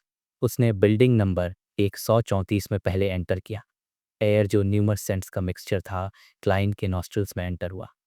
उसे फेंटली यूरिन, स्वेट और मोल्ड की स्टेंच डिटेक्ट हो रही थी, as well as burning coal की smell. Kline couldn't help but अपनी नोज पिंच कर ली। फिर उसने बिस्ट माउंटबेटन को देखा जो वहाँ उनका वेट कर रहा था। ऑफिसर माउंटबेटन की ब्राउनिश येलो मस्टैश थी और वो लियोनार्ड के इंस्पेक्टर के रैंक से एनवियस था। बिस्ट माउंटबेटन ने अपनी यूनिक श्रिल वॉइस में कहा कि सर, उसने ऑलरेडी लॉइस को अपने रूम में वेट करने के लिए कह दिया है। उसने क्लियरली क्लाइन को रिकॉग्नाइज नहीं किया, जो अब ज़्यादा एनर्जाइज्ड और प्रॉपर दिख रहा था। All he cared about was उनके सामने के तीनों ऑफिसर्स को सक अप करना जब वो उन्हें फर्स्ट फ्लोर पर लॉइस फैमिली के पास ले गया। वो एक सिंपल अपार्टमेंट था। रूम के अंदर एक बंक बेड अपराइट लेट था और एक डेस्क ग्लू से फिल्ड थी और राइट साइड में हार्ड पेपर रखा हुआ था। रूम के कॉर्नर में मैच बॉक्सेस के फ्रेम्स का एक ढेर लगा हुआ था, जबकि लेफ्ट साइड में एक पुरानी कैबिनेट थी जो क्लोथ्स और कटलरी दोनों के लिए स्टोरेज स्पेस का काम कर रही थी। डोर के दोनों साइड्स में एक स्टोव, टॉयलेट और थोड़ा सा कोल और टिम्बर पड़ा हुआ था, जबकि रूम के सेंटर में 2 गंदे मैट्रेसेस थे। एक आदमी एक फटी हुई ब्लैंकेट के नीचे सो रहा था, जिसकी वजह से किसी के चलने की भी जगह नहीं थी। एक लेडी बंक बेड के लोअर लेवल पर लेटी हुई थी, उसकी स्किन बिल्कुल आइस कोल्ड थी। ये साफ था कि उसने अपने सारे साइंस ऑफ लाइफ खो दिए थे। कॉर्प्स के पास एक आदमी बैठा हुआ था जो अपने 30s में था। उसके ऑनआइली हेयर थे, वो डिस्पिरेटेड दिख रहा था और उसकी आंखों की चमक जा चुकी थी। बिस्ट माउंटबेटन ने बिना स्लीपिंग आदमी की परवाह किए जोर से चिल्लाकर लॉइस को बताया कि ये तीनों ऑफिसर्स बॉडी को एग्जामिन करने और उससे क्वेश्चंस पूछने आए हैं। वो डिस्पिरेटेड आदमी कमजोरी से ऊपर देखता है और सरप्राइज से पूछता है कि क्या किसी ने पहले ही कॉर्प्स को एग्जामिन नहीं किया और उससे क्वेश्चंस नहीं पूछे। उसने ग्रेश ब्लू वर्कर्स यूनिफॉर्म पहना हुआ था, जिस पर मल्टीपल बार मेंट किए जाने के साइंस साफ दिख रहे थे। बिस्ट माउंटबेटन ने आदमी को डांटते हुए कहा कि जब वो बोले तब जवाब दे, उसके पास इतने क्वेश्चंस क्यों हैं। फिर वो लियोनार्ड, क्लाइन और फ्राई की तरफ मुड़ा। उसने ऑफिसर्स को बताया कि यह लॉइस है। बेड पर जो पर्सन है वो उसकी वाइफ है, जो डिसीज्ड भी है। उसके अकॉर्डिंग उनके प्रिलिमिनरी एनालिसिस के हिसाब से उसकी डेथ एक सडन इलनेस से हुई थी। क्लाइन और बाकी सब टिप टो करते हुए बेड के एज तक गए। हाई नोज्ड थिन लिप्ड फरी फ्राई ने अपने कूल डिमीनर के साथ कुछ नहीं कहा। इंस्टेड उसने लॉयस को जेंटली पैट किया और उसे साइड हटने का सिग्नल दिया ताकि वो बॉडी को एग्जामिन कर सके। क्लाइन ने स्लीपिंग आदमी को देखा और पूछा कि ये कौन है। लॉयस ने अपना फोरहेड रब करते हुए बताया कि वो उसका टेनेंट है। उसने कहा कि इस रूम का रेंट 3 सोली 10 पेंस पर वीक है। वो सिर्फ हार्बर में एक वर्कर है और उसकी वाइफ क्रूड मैच बॉक्सेस के एक क्रेट के 2.25 पेंस कमाती थी। हर क्रेट में अप टू 130 बॉक्सेस होते हैं। उनका एक चाइल्ड भी है, इसलिए वो बाकी स्पेस किसी और को रेंट पर देते हैं। वो सिर्फ मैट्रेस के लिए एक सोली पर वीक चार्ज करते हैं। उसने बताया कि उसका एक टेनेंट है जो थिएटर में हेल्प करता है और वो रात के 10 बजे से पहले नहीं आता। उसने डे टाइम में मैट्रेस के राइट्स इस आदमी को बेच दिए हैं। वो रात में थिएटर के गेट की वॉच करता है, इसलिए वो सिर्फ 6 पेंस एवरी वीक पे करता है। दूसरे आदमी को स्टैमर करते हुए एक्सप्लेन करते हुए सुनकर क्लाइन कॉर्नर में रखे क्रेट को देखे बिना नहीं रह सका। उसने सोचा, एक क्रेट में 130 मैच बॉक्सेस होते हैं और उससे सिर्फ 2 पेंस और 25 पेंस मिलते हैं, जो कि लगभग 2 पाउंड ब्लैक ब्रेड की कीमत है। वो एक दिन में कितने क्रेट्स बना पाती होगी? लियोनार्ड ने आसपास का जायज़ा लिया और लॉइस से पूछा कि क्या उसकी वाइफ डेथ से पहले कुछ अबनॉर्मल बिहेव कर रही थी। लॉइस, जिसे पहले भी ऐसे सवाल पूछे गए थे, ने अपने लेफ्ट चेस्ट के लेफ्ट साइड की तरफ पॉइंट किया और बताया कि पिछले हफ्ते से या शायद उससे पहले वाले हफ्ते से उसकी वाइफ ने कहा था कि उसे इस एरिया में स्टफ़ी फील हो रहा है और वो ठीक से ब्रेथ नहीं ले पा रही है। क्लाइन ने बीच में टोकते हुए पूछा कि क्या उसने अपनी आंखों से देखा कि उसकी वाइफ की डेथ कैसे हुई? क्या वो हार्ट कंडीशन का प्रिकर्सर था या फिर एक नॉर्मल डेथ? लॉइस ने याद करते हुए बताया कि उसकी वाइफ सनसेट के बाद काम करना बंद कर देती थी। कैंडल्स और गैस मैच बॉक्सेस से ज़्यादा एक्सपेंसिव थे। उसने कहा कि वो बहुत थक गई है और उसने लॉइस से कहा कि वो बच्चों से बात करे और उसे रेस्ट करने दे। जब लॉइस ने उसे फिर देखा तो वो ऑलरेडी ब्रीथ करना बंद कर चुकी थी। लॉइस अपनी ग्रीफ और पेन को छुपा नहीं पाया जब उसने ये सब बताया। क्लाइन और लियोनार्ड ने कई सवाल पूछे, लेकिन उन्हें डेथ में कुछ भी अननेचुरल नहीं लगा। एक दूसरे को देखने के बाद लियोनार्ड ने लॉइस से कहा कि वो कुछ मिनट्स के लिए बाहर बैठ गए। वो कॉर्प्स का थोरो एग्जामिनेशन करने जा रहे हैं। उसने कहा कि वो नहीं चाहता कि लॉइस वो सब देखे। ठीक है, लॉइस एंक्शसली खड़ा हो गया, बिस्ट माउंटबैटन मैट्रेस की तरफ गया और टेनेंट को किक मारकर वायलेंटली अपार्टमेंट से बाहर निकाल दिया।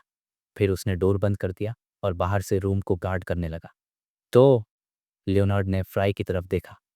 She died on a heart attack, fry ने सर्टेनिटी के साथ कहा और अपने हाथ हटा लिए। क्लाइन ने कुछ देर सोचा, फिर एक हाफ पेनी निकाला, एक क्विक जजमेंट करने के लिए। मिसेस लॉइस का हार्ट अटैक सुपरनैचुरल कॉजेज़ की वजह से हुआ? नहीं, ये बहुत नैरो है।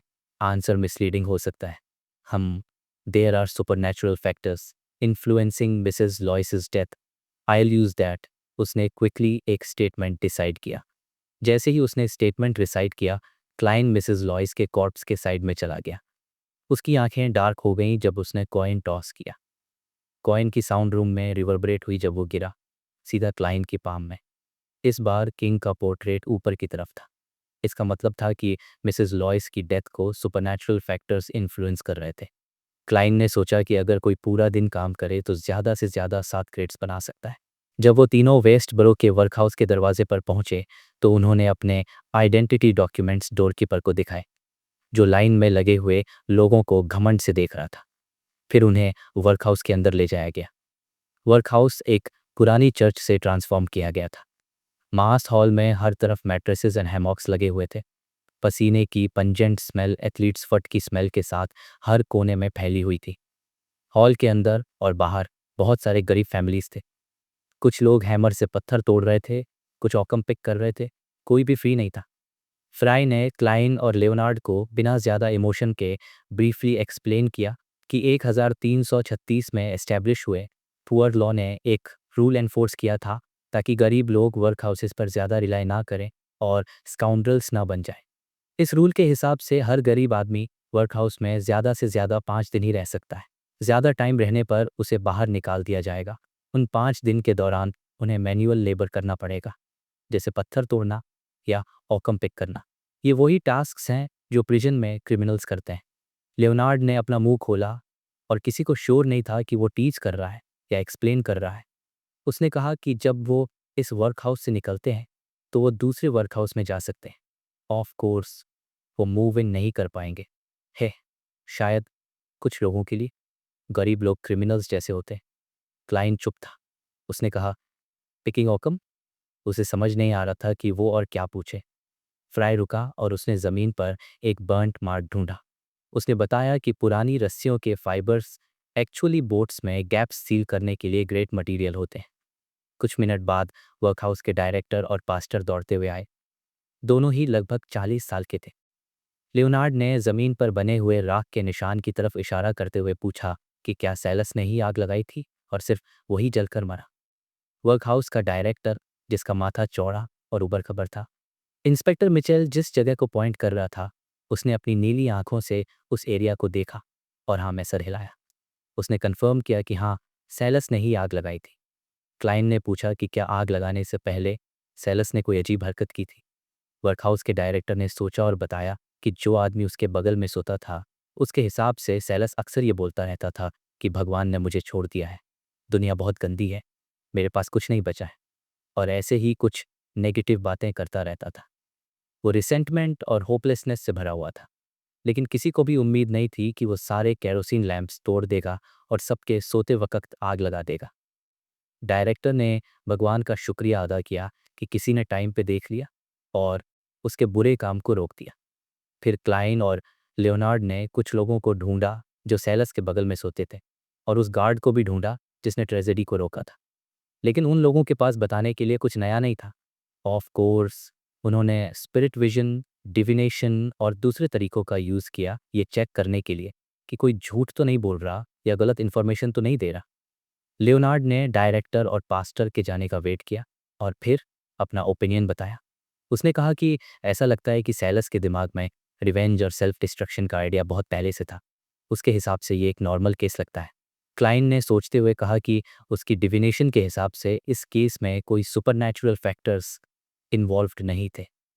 लियोनार्ड ने कंक्लूड किया कि फ़िलहाल के लिए सैलस के फायर केस को एलिमिनेट कर देते हैं। तभी फ्राई ने सडनली कहा कि नहीं, एक और पॉसिबिलिटी भी हो सकती है, जैसे कि सैलस किसी और के इंस्टिगेशन पर एक्ट कर रहा हो, कोई बियॉन्डर जिसने कोई सुपरनैचुरल मेजर्स नहीं लिए। क्लाइंट की आंखें चमक उठीं और उसने एको करते हुए कहा कि यह बहुत पॉसिबल है, जैसे पहले वाला इंस्टिगेटर इंस्टिगेटर ट्रेस। लेकिन उसका मिसेस लॉयस की डेथ से कोई कनेक्शन नहीं होगा, उसने सोचा, और उसकी आईब्रोज हल्की सी क्रीज हो गई। डिविनेशन तो हमेशा अनक्लियर ही होता है। कन्वर्सेशन खत्म हो गई। वो और लियोनार्ड बिस्तर के दूसरी तरफ पीछे हट गए और फ्राई को बिना डिस्टर्ब किए अपने सूटकेस से टूल्स निकालने दिए ताकि वो फर्दर एग्जामिनेशन कर सके। फ्राई के डन होने के बाद उन्होंने वेट किया जब वो अपने टूल्स पैक कर रहा था। क्लीन अप करने और कॉर्प्स को कवर करने के बाद वो टर्न हुआ और बोला कि उसकी डेथ नेचुरल हार्ट डिजीज से हुई है, इसमें कोई डाउट नहीं है। ये कंक्लूजन सुनकर लियोनार्ड इधर उधर पेस करने लगा। वो डोर के साइड तक भी गया, थोड़ी देर के लिए पॉज किया और फिर बोला कि अभी के लिए इतना ही। उन्हें वेस्ट बरो में वर्कहाउस जाना चाहिए। वो देखेंगे कि उन्हें कोई और क्लूज मिलते हैं या नहीं। शायद वो दोनों इंसिडेंट्स को लिंक कर सके। क्लाइंट ने अग्री किया, अभी भी पजलमेंट से भरा हुआ कि ओके, वो सिर्फ होप कर सकते हैं। फ्राई ने अपना सूटकेस उठाया और स्किप करते हुए और चलते हुए वो केयरफुली दोनों फ्लोर मैट्रेसेस को क्रॉस कर गया, बिना किसी के ब्लैंकेट पर स्टेप के। लियोनार्ड ने डोर खोला और रूम से पहले बाहर चला गया। उसने लॉइस और टेनेंट से कहा कि वो अब घर जा सकते हैं। क्लाइंट ने थोड़ी देर सोचा और फिर ऐड किया कि बॉडी को बरी करने की जल्दी मत करो, एक और दिन वेट करो। एच क्लाइंट ने लॉइस से कहा कि बॉडी को बरी करने की जल्दी मत करना, एक और दिन वेट करना, क्योंकि शायद एक और थोरो एग्जामिनेशन हो सके। लॉइस ने थोड़ा झुककर जल्दी में ऑल राइट ऑफिसर बोला। फिर नम और खोया हुआ फील करते हुए उसने कहा कि एक्चुअली उसके पास अभी इतने पैसे नहीं हैं कि वो अपनी वाइफ को बरी कर सके। उसे कुछ दिन और सेव करना पड़ेगा, बस कुछ दिन और। लकीली मौसम ठंडा हो रहा था। क्लाइंट शॉक हो गया और उसने पूछा कि क्या वो कॉर्प्स को कुछ दिन के लिए रूम में ही रखने का प्लान कर रहा है। लॉइस ने एक फोर्स्ड स्माइल के साथ रिप्लाई किया कि हाँ, थैंकफुली मौसम रिसेंटली ठंडा हो गया है, वो बॉडी को रात में टेबल पर मूव कर सकता है। जब वो लोग खाना खाते हैं तो वो उसे बेड पर ले जा सकता है। उसके बाद ख़त्म करने से पहले ही फ्राई ने सडनली इंटरप्ट करते हुए कहा कि उसने लॉइस की वाइफ के बगल में बरियल के लिए पैसे छोड़ दिए हैं। ये वर्ड्स एब्सोल्यूट कामनेस में कहने के बाद वो डायरेक्टली अपार्टमेंट से बाहर निकल गया, लॉयस के शॉक्ड एक्सप्रेशन और ग्रैटिट्यूड से बिल्कुल अनबॉदर्ड। क्लाइंट क्लोजली फॉलो किया और एक क्वेश्चन के बारे में सोचने लगा। अगर मौसम अभी भी जून या जुलाई जितना गर्म होता तो लॉयस अपनी वाइफ के कॉर्प्स के साथ कैसे डील करता? क्या वो एक बहुत डार्क नाइट चूज़ करता, स्ट्रॉन्ग हवाओं के साथ, और कॉर्प्स को टसॉक रिवर या खोए रिवर में फेंक देता, या फिर बस एक होल डिग करता और उसे बरी कर देता? क्लाइंट को पता था कि सेमेट्री बरियल की रिक्वायरमेंट वाला लॉ 1000 साल से भी पहले प्रीवियस ईपॉक के एंड में एस्टैब्लिश किया गया था। 7 मेजर चर्चेस और हर कंट्री के इंपीरियल हाउसहोल्ड्स ने लॉ को अप्रूव किया था ताकि वाटर घोस्ट्स, जॉम्बीज और रेस्टलेस रैट्स की नंबर को कट डाउन किया जा सके। हर कंट्री फ्री लैंड प्रोवाइड करता था, जबकि हर चर्च वॉच करने और पेट्रोल करने के चार्ज में था। वो बस क्रीमेशन और बरियल के लिए मिनिमम फीस चार्ज करते थे ताकि नेसेसरी लेबर फोर्स को पे किया जा सके। लेकिन इवन देन जो लोग सच में पुअर थे वो स्टिल अफोर्ड नहीं कर सकते थे। 134 iron Cross street lower street से लीव करने के बाद तीनों नाइट हॉक्स और बिस्ट माउंट पैटर्न अलग हो गए। साइलेंटली वो वेस्ट बरो में नियर बाय वर्कहाउस की तरफ टर्न हो गए। जैसे ही वो लोग क्लोजर गए, क्लाइंट ने एक लॉन्ग क्यू देखी। ये बिल्कुल वैसा ही था जैसे अर्थ पर फूडाहॉलिक एम्पायर के लोग किसी वायरल शॉप के लिए क्यू करते हैं। At place was packed. There's about 100, no closer to 200, उसने सरप्राइज में मटर किया। उसने देखा कि क्यू में जो लोग थे वो टैटर्ड क्लोथ्स में थे, नम्ब एक्सप्रेशंस के साथ। वो लोग बस ओकेजनली वर्कहाउस के डोर की तरफ इम्पेशेंटली देख रहे थे। फ्राई ने स्लो डाउन किया और कोल्डली कहा कि हर वर्कहाउस डेली होमलेस पोर लोगों की एक लिमिट एक्सेप्ट करेगा। वो बस क्यू ऑर्डर के बेसिस पर ही उन्हें अंदर ले सकते हैं। ऑफ कोर्स वर्कहाउस एग्जामिन करेगा। फ्राई ने बताया कि वर्कहाउस उन लोगों को अंदर आने से मना कर देगा जो क्राइटेरिया मीट नहीं करते। लियोनार्ड ने एकदम दुखी होकर कहा कि रीसेंट मंथ्स में जो इकोनॉमिक रिसेशन हुआ है उसका भी इसमें बड़ा हाथ है। क्लाइंट ने बिना सोचे समझे पूछा कि जो लोग लाइन में नहीं लग पाएंगे उन्हें अपना कोई और तरीका निकालना पड़ेगा। फ्राई ने उसको बताया कि वो लोग दूसरे वर्क हाउसेस में भी अपनी किस्मत आजमा सकते हैं। अलग अलग वर्क हाउसेस के अलग अलग ऑपरेटिंग आवर्स होते हैं, लेकिन हर एक के बाहर सेम लंबी लाइन होती है। कुछ तो दोपहर के 2 बजे से ही वेट करने लगते हैं। फ्राई थोड़ा रुका। उसने कहा कि बाकी लोग मोस्टली एक दिन भूखे रहते हैं, फिर उनकी जॉब ढूंढने की एबिलिटी खत्म हो जाती है और वो एक ऐसे साइकिल में फंस जाते हैं जो सीधे मौत की तरफ ले जाता है। जो लोग मुश्किल बर्दाश्त नहीं कर पाते वो लॉ के गुड साइड पर रहने की स्ट्रगल हार जाते हैं। क्लाइंट कुछ सेकंड्स के लिए चुप हो गया, फिर उसने एक आह भरी। उसने कहा कि न्यूज़पेपर्स में तो कभी भी ये सब नहीं छपता। उसने फ्राई से कहा कि उसने उसे इतना ज़्यादा बोलते हुए पहले कभी नहीं सुना।